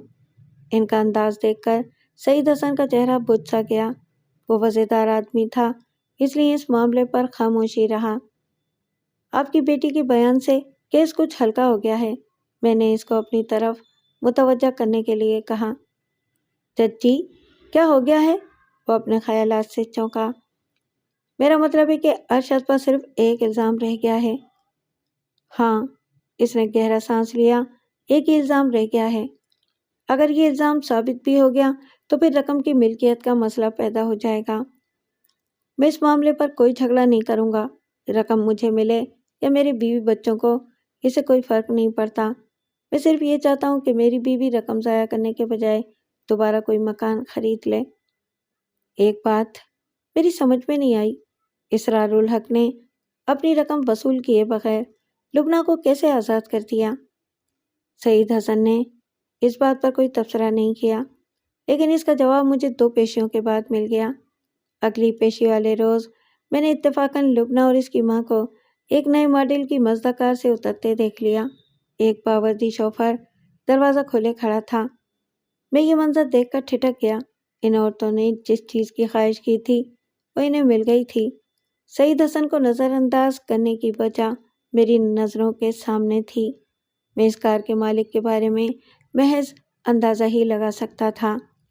دونوں عورتوں کی مجھ پر نظر نہیں پڑی تھی۔ وہ کار سے اتر کر عدالت کی طرف بڑھ گئیں۔ میں نے ڈرائیور سے بات کرنے کی ارادہ کیا، لیکن اس وقت میں جلدی میں تھا، 2-3 عدالتوں میں حاضری دینا تھی، اس لیے میں نے احتیاطاً کار کا نمبر نوٹ کر لیا اور آگے بڑھ گیا۔ جب میں عدالت میں پہنچا تو میں نے دیکھا کہ ارشد کریم کا وکیل، جس کا نام مصطفیٰ خان تھا، رخسانہ بیگم سے کچھ کہہ رہا تھا۔ ارشد عدالت میں نظر نہیں آ رہا تھا۔ مصطفیٰ خان ارشد کا وکیل تھا اور لبنہ کے بیان کے بعد رخسانہ بیگم مخالف پارٹی بن چکی تھی۔ اگر وکیل مخالف پارٹی سے بات کرے تو عام طور پر اسے شک کی نظر سے دیکھا جاتا ہے۔ مجھے دیکھ کر مصطفیٰ خان اندر چلا گیا اور حاضری کے رجسٹر پر دستخط کرنے لگا۔ دستخط کرنے کے بعد وہ میری طرف مڑا اور خوشگوار لہجے میں بولا، ہیلو بیگ صاحب، کیسے مزاج ہیں؟ مزاج حسب معمول ہیں، میں نے کہا اور رجسٹر پر دستخط کر کے پیشکار سے مجسٹریٹ کے بارے میں پوچھا۔ مجسٹریٹ صاحب آج دیر سے آئیں گے، جواب مصطفیٰ خان نے دیا۔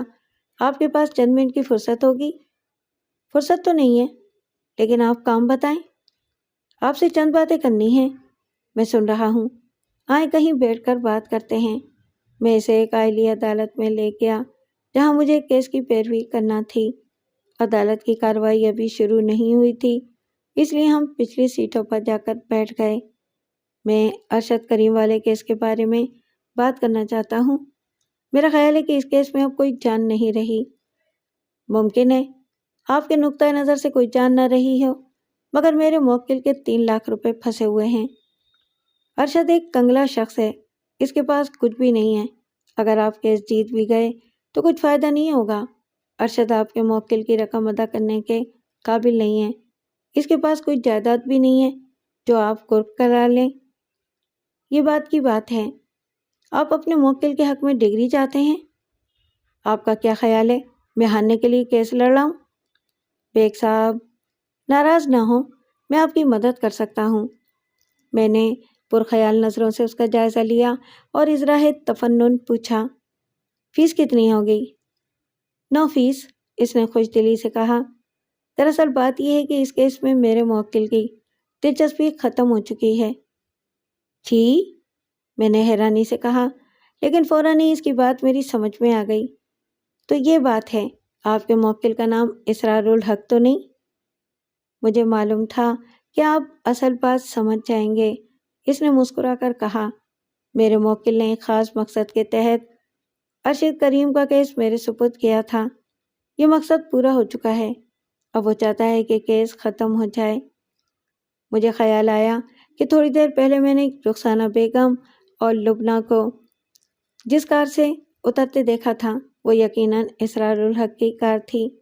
اس اعتبار سے اسرار الحق کا مقصد بہت واضح تھا۔ کیس کی طوالت اس کے لیے مشکلات کا باعث بن سکتی تھی۔ جوئے کے سلسلے میں ہونے والا معاہدہ عدالت کے ریکارڈ میں آ چکا تھا۔ اس معاہدے کا ایک حصہ پورا ہو چکا تھا، یعنی ارشد کریم نے لبنہ کو طلاق دے دی تھی۔ اب دوسرے حصے پر عمل درآمد باقی تھا، یعنی لبنہ اور بوڑھے اسرار الحق کی شادی۔ اس بات کی تشہیر یقیناً اسرار الحق کے مفاد میں نہیں تھی۔ واضح طور پر وہ یہ چاہتا تھا کہ کیس ختم ہو جائے اور وہ خاموشی سے لبنہ کو اپنی دلہن بنا لے۔ آپ کے موکل کی دلچسپی یقیناً ختم ہو چکی ہوگی، میں نے دوستانہ لہجے میں کہا۔ اس بات کا مجھے شروع ہی میں اندازہ ہو گیا تھا۔ ویسے ایک بات بتائیں، کیا لبنہ اس انتظام پر راضی ہے یا معاہدے کی وجہ سے مجبور ہے؟ سب کچھ بلا جبر و اکراہ ہو رہا ہے، اس نے جواب دیا۔ اگر آپ پسند فرمائیں تو آپ کو بھی دعوت ولیمہ میں مدعو کیا جا سکتا ہے۔ عجیب بات ہے، میں نے سنا ہے کہ اسرار الحق کی عمر 62 سال سے زیادہ ہے۔ وہ ایک آنکھ دباتے ہوئے بولا، دولت عمر پر پردہ ڈال دیتی ہے، بشرطے کہ فریق مخالف دولت کا پجاری ہو۔ میں نے سنا ہے کہ لبنہ بہت پریشان تھی اور ارشد کو ہارتے دیکھ کر باقاعدہ رو رہی تھی۔ یہ بات آپ کو کس نے بتائی ہے؟ ارشد کریم نے۔ اور آپ نے اس کی بات پر یقین کر لیا؟ یقین نہ کرنے کی کوئی وجہ نہیں تھی۔ بیگ صاحب آپ بہت ہوشیار وکیل ہیں، لیکن اس معاملے میں آپ دھوکہ کھا گئے ہیں۔ ارشد کریم آپ سے زیادہ ہوشیار ثابت ہوا۔ بہرحال چھوڑیں اس بات کو، کام کی بات کریں۔ میرے ذہن میں 2 تجاویز ہیں۔ اگر آپ محض کیس جیتنے میں دلچسپی رکھتے ہیں تو میں آپ کی مدد کر سکتا ہوں۔ دوسری تجویز یہ ہے کہ آپ کیس کو ختم کر دیں اور اپنے موکل سے کہیں کہ وہ ارشد سے سمجھوتا کر لے۔ ارشد کا کہنا ہے کہ اگر کیس ختم کر دیا جائے تو وہ قسطوں میں رقم ادا کر دے گا۔ مجھے اپنے موکل سے بات کرنا پڑے گی، میں نے کہا، لیکن اس میں ایک مسئلہ بھی پیدا ہو سکتا ہے۔ رخسانہ بیگم بھی اس رقم کی دعویدار دار ہے، اس سے مفاہمت بھی ضروری ہے۔ ہاں، اس نے سوچتے ہوئے کہا، بات تو صحیح ہے، لیکن میرا خیال ہے کہ اسے اس سمجھوتے پر کوئی اعتراض نہیں ہوگا۔ میرے موکل نے سے بات کر کے ہی یہ تجویز پیش کی ہوگی۔ آپ ایسا کریں کہ رخسانہ بیگم سے میری ایک ملاقات کرا دیں۔ ادھر سے مطمئن ہونے کے بعد میں سعید حسن سے بات کروں گا، مجھے امید ہے کہ وہ راضی ہو جائے گا۔ بہت خوب، میں رخسانہ بیگم سے بات کرتا ہوں، آپ مجھے اپنا ایک کارڈ دے دیں، اور ہاں، آج کیس کی تاریخ لے لیتے ہیں۔ میں نے اسے اپنا بزنس کارڈ دے دیا اور اس کے ساتھ عدالت میں جا کر کیس کی تاریخ لے لی۔ مصطفیٰ خان کی باتوں نے مجھے بہت کچھ سوچنے پر مجبور کر دیا تھا۔ بقول اس کے اسرار الحق نے ارشد کا کیس ایک خاص مقصد کے تحت اس کے سپرد کیا تھا۔ دوسری بات یہ تھی کہ میں ارشد کی باتوں سے دھوکہ کھا گیا تھا۔ جہاں تک اسرار الحق کے مقصد کا تعلق تھا وہ بظاہر بہت واضح تھا۔ وہ ارشد کو ضمانت پر رہا کرانا چاہتا تھا تاکہ وہ باہر آ کر لبنہ کو طلاق دے سکے۔ ایک وجہ یہ بھی ہو سکتی تھی کہ وہ پولیس کو کوئی ایسا بیان نہ دے دے جس سے اسرار الحق کی پوزیشن پر حرف آئے۔ مجھے یاد آیا کہ تھانے میں ارشد نے اسرار الحق سے بات کرنے کی خواہش کا اظہار کیا تھا اور ASI نے فون نمبر بھی نوٹ کر لیا تھا۔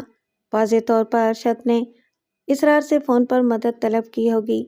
نیز اس نے اسرار کو اس بات سے بھی باخبر کر دیا ہوگا کہ پولیس اس کے بنگلے پر چھاپہ مارنے والی ہے۔ اس اطلاع کے بعد اسرار الحق نے احتیاطاً لبنہ کو کسی دوسری جگہ منتقل کر دیا ہوگا اور پولیس کو رشوت دے کر رخصت کر دیا ہوگا۔ تفتیشی افسر نے عدالت میں جو بیان دیا تھا وہ بھی اس قیاس کی تصدیق کرتا تھا۔ اس کا مطلب یہ تھا کہ ارشد کریم اور اسرار الحق میں اچھی خاصی مفاہمت موجود تھی۔ دونوں ایک دوسرے کے مفادات کا تحفظ کر رہے تھے۔ حالانکہ جس شخص کو لاکھوں روپے کے علاوہ اپنی بیوی سے بھی محروم ہونا پڑے وہ اتنا مخلصانہ تعاون نہیں کر سکتا۔ اس سوچ بچار کے نتیجے میں میری سمجھ میں یہ بات آ رہی تھی کہ جو کچھ بھی ہوا تھا وہ ارشد اور اسرار کی ملی بھگت سے ہوا تھا۔ لیکن سوال یہ پیدا ہوتا تھا کہ لبنہ کا اس سارے معاملے میں کیا کردار تھا؟ اگر اس کے ساتھ زیادتی ہوئی تھی تو وہ اسرار الحق کی تائید کیوں کر رہی تھی؟ میرے ذہن میں صورتحال کا ایک واضح نقشہ ابھرنا شروع ہو گیا تھا۔ میں واقعی دھوکہ کھا گیا تھا اور اب وکیل مصطفیٰ خان بھی مجھے دھوکہ دینے کی کوشش کر رہا تھا۔ تقریباً 3 بجے رخسانہ بیگم اور لبنہ میرے دفتر میں داخل ہو گئیں۔ دونوں اسی لباس میں تھیں جس میں صبح کے وقت کوٹ میں پہن کر آئی تھیں۔ ہمارا وکیل بتا رہا تھا کہ آپ ہم سے بات کرنا چاہتے ہیں، رخسانہ بیگم نے رسمی کلمات کے بغیر کہا۔ تشریف رکھیں، میں نے خوش اخلاقی سے کہا۔ آپ نے جو بات کرنی ہے جلدی سے کر لیں، اس نے نخوت سے کہا۔ ہمیں ابھی شاپنگ کے لیے بھی جانا ہے، نیچے ڈرائیور انتظار کر رہا ہے۔ یقیناً جانا ہوگا، میں نے اس کی تائید کی۔ آج اتفاق سے میں نے آپ کو کار سے اترتے دیکھا تھا۔ بڑی خوبصورت کار ہے، نئے ماڈل کی معلوم ہوتی ہے۔ چھوٹا آدمی ایسی باتوں سے بہت خوش ہوتا ہے۔ دونوں ماں بیٹی کے چہرے میری بات سے روشن ہو گئے۔ ہائے رے، احساس کمتری، میں نے دل میں سوچا۔ شوہر لوئر ڈویژن کلرک بھرتی ہوا تھا اور 30-32 سال تک محنت کرنے کے باوجود کار کا مالک نہ بن سکا۔ لیکن اس کلرک کی بیوی اور بیٹی کار سے کم پر راضی نہیں تھیں۔ انہوں نے کار اور بنگلے کی خاطر اپنا سب کچھ داؤ پر لگا دیا تھا۔ دونوں کرسیوں پر بیٹھ گئیں۔ لبنہ نے میری بات کے جواب میں کہا، پچھلے سال کا ماڈل ہے، ویسے بہت کم چلی ہوئی ہے، بالکل نئی جیسی ہے۔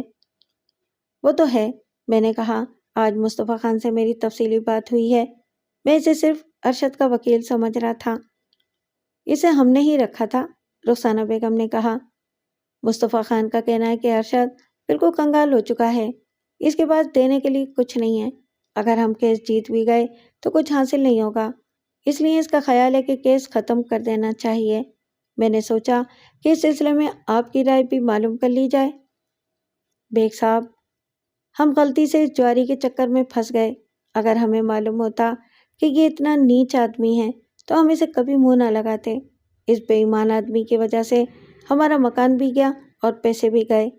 کیس چلانے کا واقعی کوئی فائدہ نہیں ہے، ہم تو پہلے ہی لعنت بھیج چکے ہیں۔ کیس تو ہم اگلی پیشی پر ختم کر دیں گے، لیکن میں چاہتا ہوں کہ اس شخص کو بالکل آزاد نہ کیا جائے۔ میں اسے آپ کے شوہر کے نام ایک تحریر لکھوا لوں گا۔ کس قسم کی تحریر؟ یہی کہ اس نے سعید حسن سے 3 لاکھ ادھار لیے تھے اور حالات سازگار ہونے پر وہ یہ رقم قسطوں میں ادا کر دے گا، یعنی بھاگتے چور کی ٹوپی صحیح۔ ٹوپی نہیں، لنگوٹی، لبنہ اپنی ہنسی روکتے ہوئے بولی۔ آج کل کے چور لنگوٹی نہیں پہنتے، میں نے کہا۔ پھر بات آگے بڑھائی۔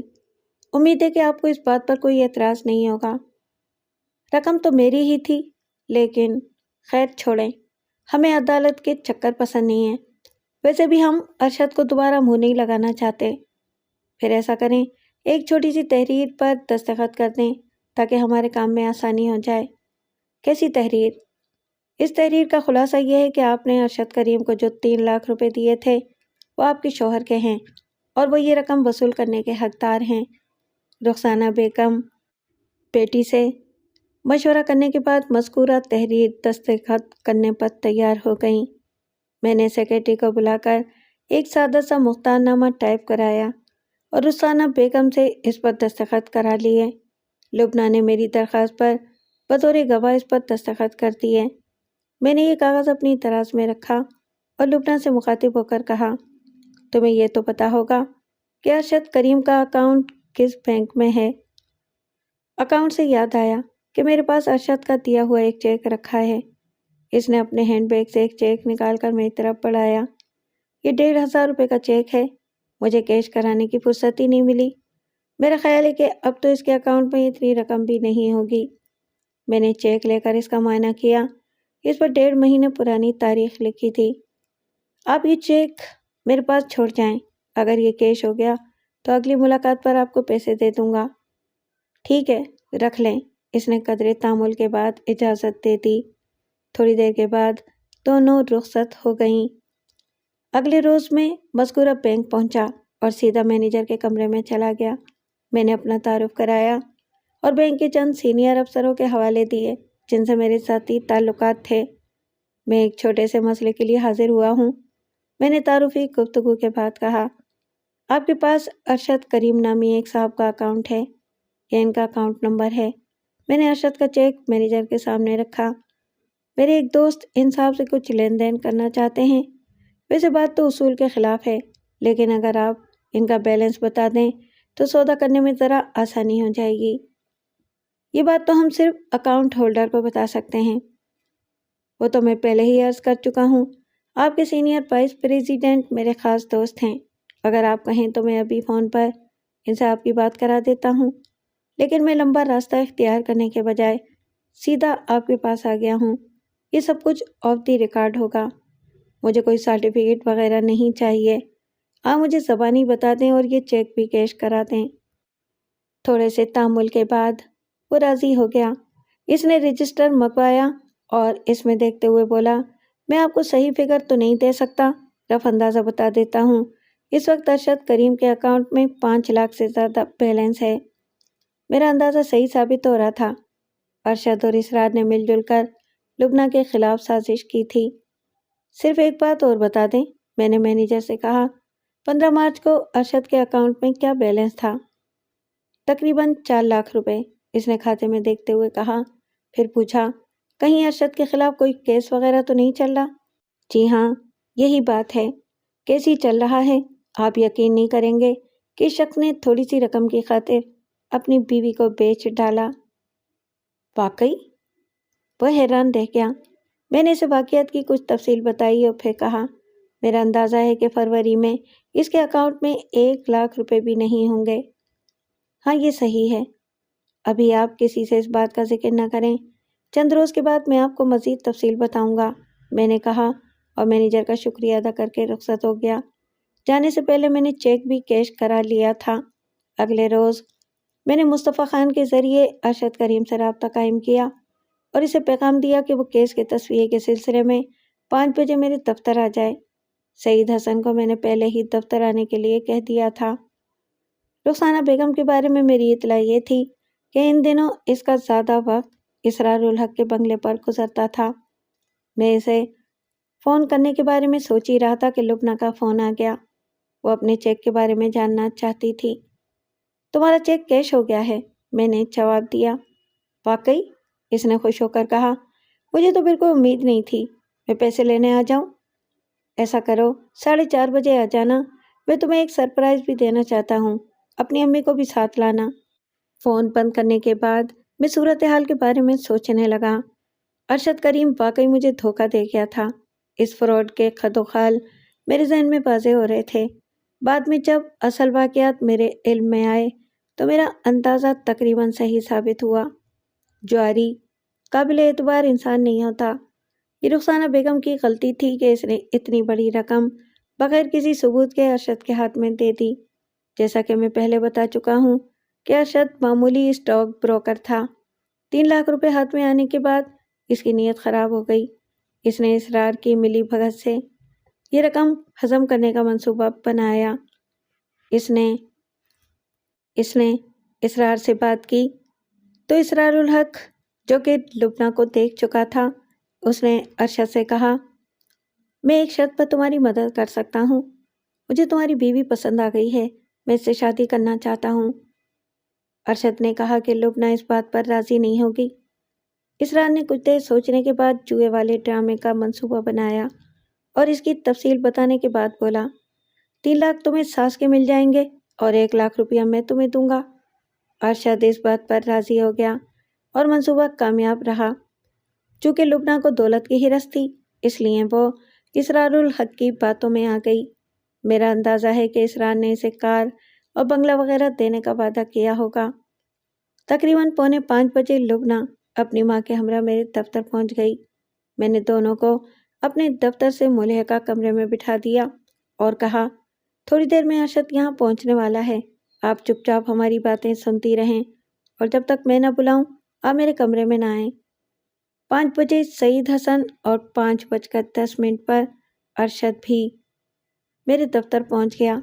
میں نے دونوں کے لیے چائے منگوائی اور رسمی کلمات کے بعد کہا، ارشد صاحب، آپ کا وکیل چاہتا ہے کہ کیس ختم کر دیا جائے کیونکہ جو معاملہ صلح صفائی سے طے ہو سکتا ہے، اس کے لیے عدالت میں دھکے کھانا ہرگز مناسب نہیں۔ جی ہاں، مصطفیٰ خان نے مجھے بھی یہ بات سمجھائی تھی، ارشد نے ہولے سے کہا۔ اس نے آنکھیں نیچی کر رکھی تھیں اور شرمندہ سا نظر آ رہا تھا۔ اس کی اداکاری واقعی خوب تھی۔ میں نے 2 عدد دستاویزات نکال کر اس کے سامنے رکھیں۔ اول 3 لاکھ روپے کے بارے میں ایک اقرار نامہ تھا جس میں یہ تحریر تھا کہ اس نے یعنی کہ ارشد کریم نے سعید حسن سے 3 لاکھ روپے نقد لیے تھے اور انہیں اپنی ضرورت پر خرچ کر دیا تھا۔ اب وہ مالی حالات سازگار ہوتے ہی یہ رقم یکمشت یا بل ایک ساتھ ادا کر دے گا۔ دوسری دستاویز راضی نامہ تھا جو کیس ختم کرنے کے لیے عدالت میں داخل کرنا تھا۔ اس نے دونوں دستاویزات کا مطالعہ کیا اور قدرے تأمل کرتے ہوئے بولا، یہ رقم میں نے اپنی ساس سے لی تھی۔ میں نے دراز سے وہ مختار نامہ نکال کر اس کے سامنے رکھ دیا جس پر رخسانہ بیگم نے دستخط کیے تھے۔ مختار نامہ دیکھ کر اس نے ہولے سے سر ہلایا، بولا، آپ تو پوری تیاری کر کے بیٹھے ہوئے ہیں، ہمارا کام ہی ایسا ہے۔ وہ سعید حسن کی طرف دیکھتے ہوئے بولا، سعید صاحب، میں یہ تحریر صرف اس لیے آپ کو دے رہا ہوں کہ انسان کو اپنے معاملات صلح صفائی سے طے کرنے چاہیے، مقدمہ بازی سے کسی کا بھلا نہیں ہوتا۔ دیکھو میاں، جو کچھ تم نے میری فیملی کے ساتھ کیا ہے وہ اتنی آسانی سے بھولنے والا نہیں ہے۔ سعید حسن نے اپنے جوش کو دباتے ہوئے کہا، میری جگہ کوئی اور ہوتا تو نہ جانے کیا کر گزرتا۔ بہرحال غلطی میرے اپنوں کی بھی تھی۔ اگر تم نے صلح صفائی والا کام کیا ہوتا تو میں بھی صلح صفائی سے بات کرتا۔ خیر، شکوے شکایات کے لیے بہت عمر پڑی ہے، میں نے کہا، اس اقرار نامے پر سائن کر دیں تاکہ ایک معاملہ تو ختم ہو۔ ارشد نے قلم اٹھایا اور طویل لمحوں تک اقرار نامے کی عبارت کو گھورتا رہا۔ آخرکار اس نے دستخط کر ہی دیے۔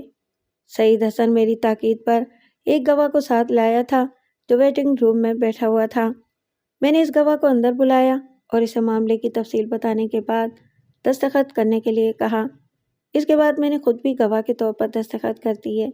پھر میں نے اپنے ایک جونیئر وکیل کو بلایا اور اقرار نامے کی دونوں کاپیاں اس کی طرف بڑھاتے ہوئے کہا، اس پر نوٹری پبلک کی مہر لگوا لائیں۔ ارشد کریم پریشان نظروں سے یہ کارروائی دیکھ رہا تھا، لیکن معاملہ اس کے ہاتھ سے نکل چکا تھا۔ دستخط کرنے کے بعد وہ پابند ہو چکا تھا، یعنی فرار کا راستہ بند ہو گیا تھا۔ اب میں چلتا ہوں، اس نے کمزور سی آواز میں کہا۔ امید ہے کہ اگلی پیشی پر آپ یہ راضی نامہ داخل کر کے کیس ختم کر دیں گے۔ میں نے اس کی بات کو نظر انداز کرتے ہوئے کہا، آپ اپنی چیک بک ساتھ لائے ہیں؟ نہیں، اس نے فکر مندی سے کہا، چیک بک کی کیا ضرورت ہے؟ اس کا مطلب ہے کہ ہمیں آپ کے ساتھ جانا پڑے گا؟ ساتھ جانا پڑے گا؟ آپ سعید صاحب کو 4 لاکھ روپے کا چیک دیں گے؟ 4 لاکھ روپے کا چیک؟ آپ کا مطلب کیا ہے؟ اس نے خطرے برہمی سے کہا۔ کیا اس اقرار نامے میں یہی نہیں لکھا کہ میں حالات سازگار ہونے پر رقم ادا کروں گا؟ اور یہ 4 لاکھ روپے کہاں سے آ گئے؟ آپ میرے ساتھ دھوکہ کرنے کی کوشش کر رہے ہیں؟ میری بات سن کر سعید حسن کے علاوہ اندر بیٹھی ہوئی خواتین بھی چونک گئی تھیں۔ میرے کانوں میں ان کے خسر پسر کی آوازیں آنا شروع ہو گئی تھیں۔ مجھے خوشی ہے کہ آپ نے حالات سازگار ہونے والی بات یاد رکھی، میں نے خوش دلی سے کہا۔ مجھے معلوم ہے کہ آپ کے اکاؤنٹ میں رقم موجود ہے۔ آپ کو معلوم ہے؟ اس کی فکر مندی بڑھ گئی۔ مجھے یہ بھی معلوم ہے کہ آپ جوئے میں نہ 4 لاکھ روپے ہارے تھے اور نہ ہی اپنی بیوی۔ آپ کو یہ بھی معلوم ہے؟ اس کی آنکھیں پھیل گئیں۔ 3 لاکھ روپے قرض کی مد میں اور 1 لاکھ روپے ہر جانے و خرچے کی مد میں نے وضاحت کی، اور یہ چیک آپ آج ہی دیں گے۔ بیگ صاحب، مجھے آپ سے یہ امید نہیں تھی، وہ اپنے جوش کو دباتے ہوئے بولا۔ آپ نے میرے ساتھ دھوکہ کیا ہے، وہ کاغذ واپس کر دیں۔ میں راضی نامہ نہیں کروں گا۔ دھوکے سے یاد آیا کہ میں بہت کم دھوکہ کھاتا ہوں، لیکن آپ واقعی بڑے شاطر آدمی ہیں۔ آپ کی باتوں سے میں دھوکہ کھا گیا۔ میں نے دوسرے پہلو پر غور ہی نہیں کیا۔ میں نے کسی کے ساتھ دھوکہ نہیں کیا۔ ارشد صاحب، مجھے تعجب اس بات پر ہے کہ آپ نہ صرف اپنے سسرال کے 3 لاکھ روپے ہضم کر گئے، بلکہ اپنی خوبصورت بیوی کو ایک جواری اور شرابی کے ہاتھوں فروخت کر دیا۔ آپ مجھ پر الزام لگا رہے ہیں؟ میں نے پوری انکوائری کر لی ہے۔ فروری کے مہینے میں آپ کے اکاؤنٹ میں صرف 1 لاکھ روپے تھے، بلکہ اس سے بھی کچھ کم تھے۔ پھر آپ نے اپنی ساس کے 3 لاکھ روپے اپنے اکاؤنٹ میں جمع کرائے۔ مارچ کے مہینے میں آپ نے اپنی بیوی کا سودا کیا اور مزید 1 لاکھ روپے آپ کے اکاؤنٹ میں آ گئے۔ اس وقت آپ کے اکاؤنٹ میں 5 لاکھ سے زیادہ رقم موجود ہے۔ اس میں صرف 1 لاکھ روپے آپ کے ہیں، اس لیے آپ کو 4 لاکھ روپے کا چیک دینے میں کوئی تعامل نہیں ہونا چاہیے۔ آپ کہہ سکتے ہیں کہ آپ کو اچانک شیئرز کے کاروبار میں منافع ہو گیا تھا، لیکن آپ لبنہ کو اور مجھے اس بات سے مطمئن نہیں کر سکتے۔ آپ عدالت کو بھی مطمئن نہیں کر سکیں گے، کیونکہ عدالت میں آپ یہ بیان دے چکے ہیں کہ 11 مارچ کے بعد آپ کے اکاؤنٹ میں کوئی بڑی رقم موجود نہیں تھی، حالانکہ رقم موجود تھی۔ ارشد صاحب، آپ بردہ فروشی کے مرتکب ہوئے ہیں۔ آپ نے سازش کے ذریعے جھوٹی ہار جیت کا ڈرامہ رچایا اور بیوی کو اسرار الحق کے ہاتھوں فروخت کر دیا۔ یہ بہت سنگین جرم ہے، آپ کو لمبی سزا ہو جائے گی۔ 4 لاکھ روپے دے کر آپ اس سزا سے بچ جائیں گے۔ اس کی پیشانی پر پسینہ چمکنے لگا۔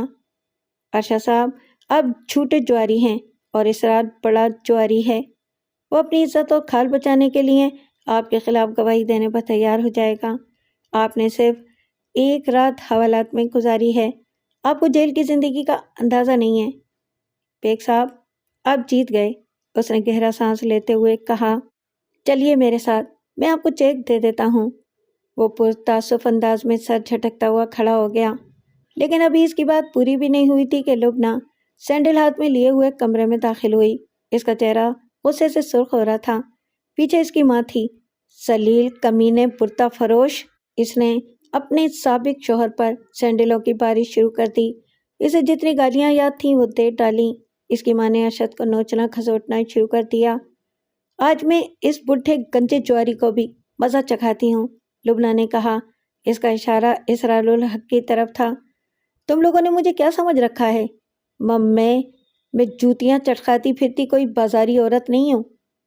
ارشد نے خود کو اس ناگہانی مصیبت سے چھڑایا اور دوڑ کر میری کرسی کے پیچھے پہنچ گیا۔ اگر تم چلتی پھرتی بازاری عورت نہ ہوتی تو گلے سڑے پھل کی طرح اس بڈھے جواری کی جھولی میں نہ گر پڑتی، اس نے چیخ کر کہا۔ اصل شرط کا بیگ صاحب کو پتہ نہیں ہے۔ کیا تھی اصل شرط؟ لبنہ سینڈل لہراتی ہوئی اس کی طرف بڑھی، لیکن میں نے اسے روک دیا۔ اصل شرط یہ تھی کہ اگر وہ گنجا کروڑ پتی 3 دن کے اندر تمہیں اپنی دولت کی جھلک دکھا کر اپنی طرف مائل کرنے میں کامیاب نہ ہوا تو میں اس کی رقم واپس کر کے تمہیں لے جاؤں گا، لیکن تم 24 گھنٹے کے اندر اس کی جھولی میں گر پڑی۔ جب اس نے مجھے تمہاری خفیہ ویڈیو دکھائی تو مجھے تمہاری شکل سے نفرت ہو گئی۔ بتاؤں اس ویڈیو میں کیا تھا؟ قبل اس کے کہ ارشد اس سلسلے میں مزید کچھ کہتا، رخسانہ بیگم بیٹی کو کھینچ کر دوسرے کمرے میں لے گئی۔ تھوڑی دیر کے بعد اندر سے سسکیوں کی آواز سنائی دینے لگی۔ بوڑھا سعید حسن اس ہنگامے کی ابتدا میں ہی کمرے سے باہر چلا گیا تھا۔ تقریباً 1 گھنٹے کے بعد ہم ارشد کریم کے ساتھ اس کے گھر پہنچے اور 4 لاکھ روپے کا چیک لے کر رسید اس کے حوالے کر دی۔ اگلی پیشی پر ہم نے عدالت کی اجازت سے راضی نامہ داخل کر کے کیس ختم کرا دیا۔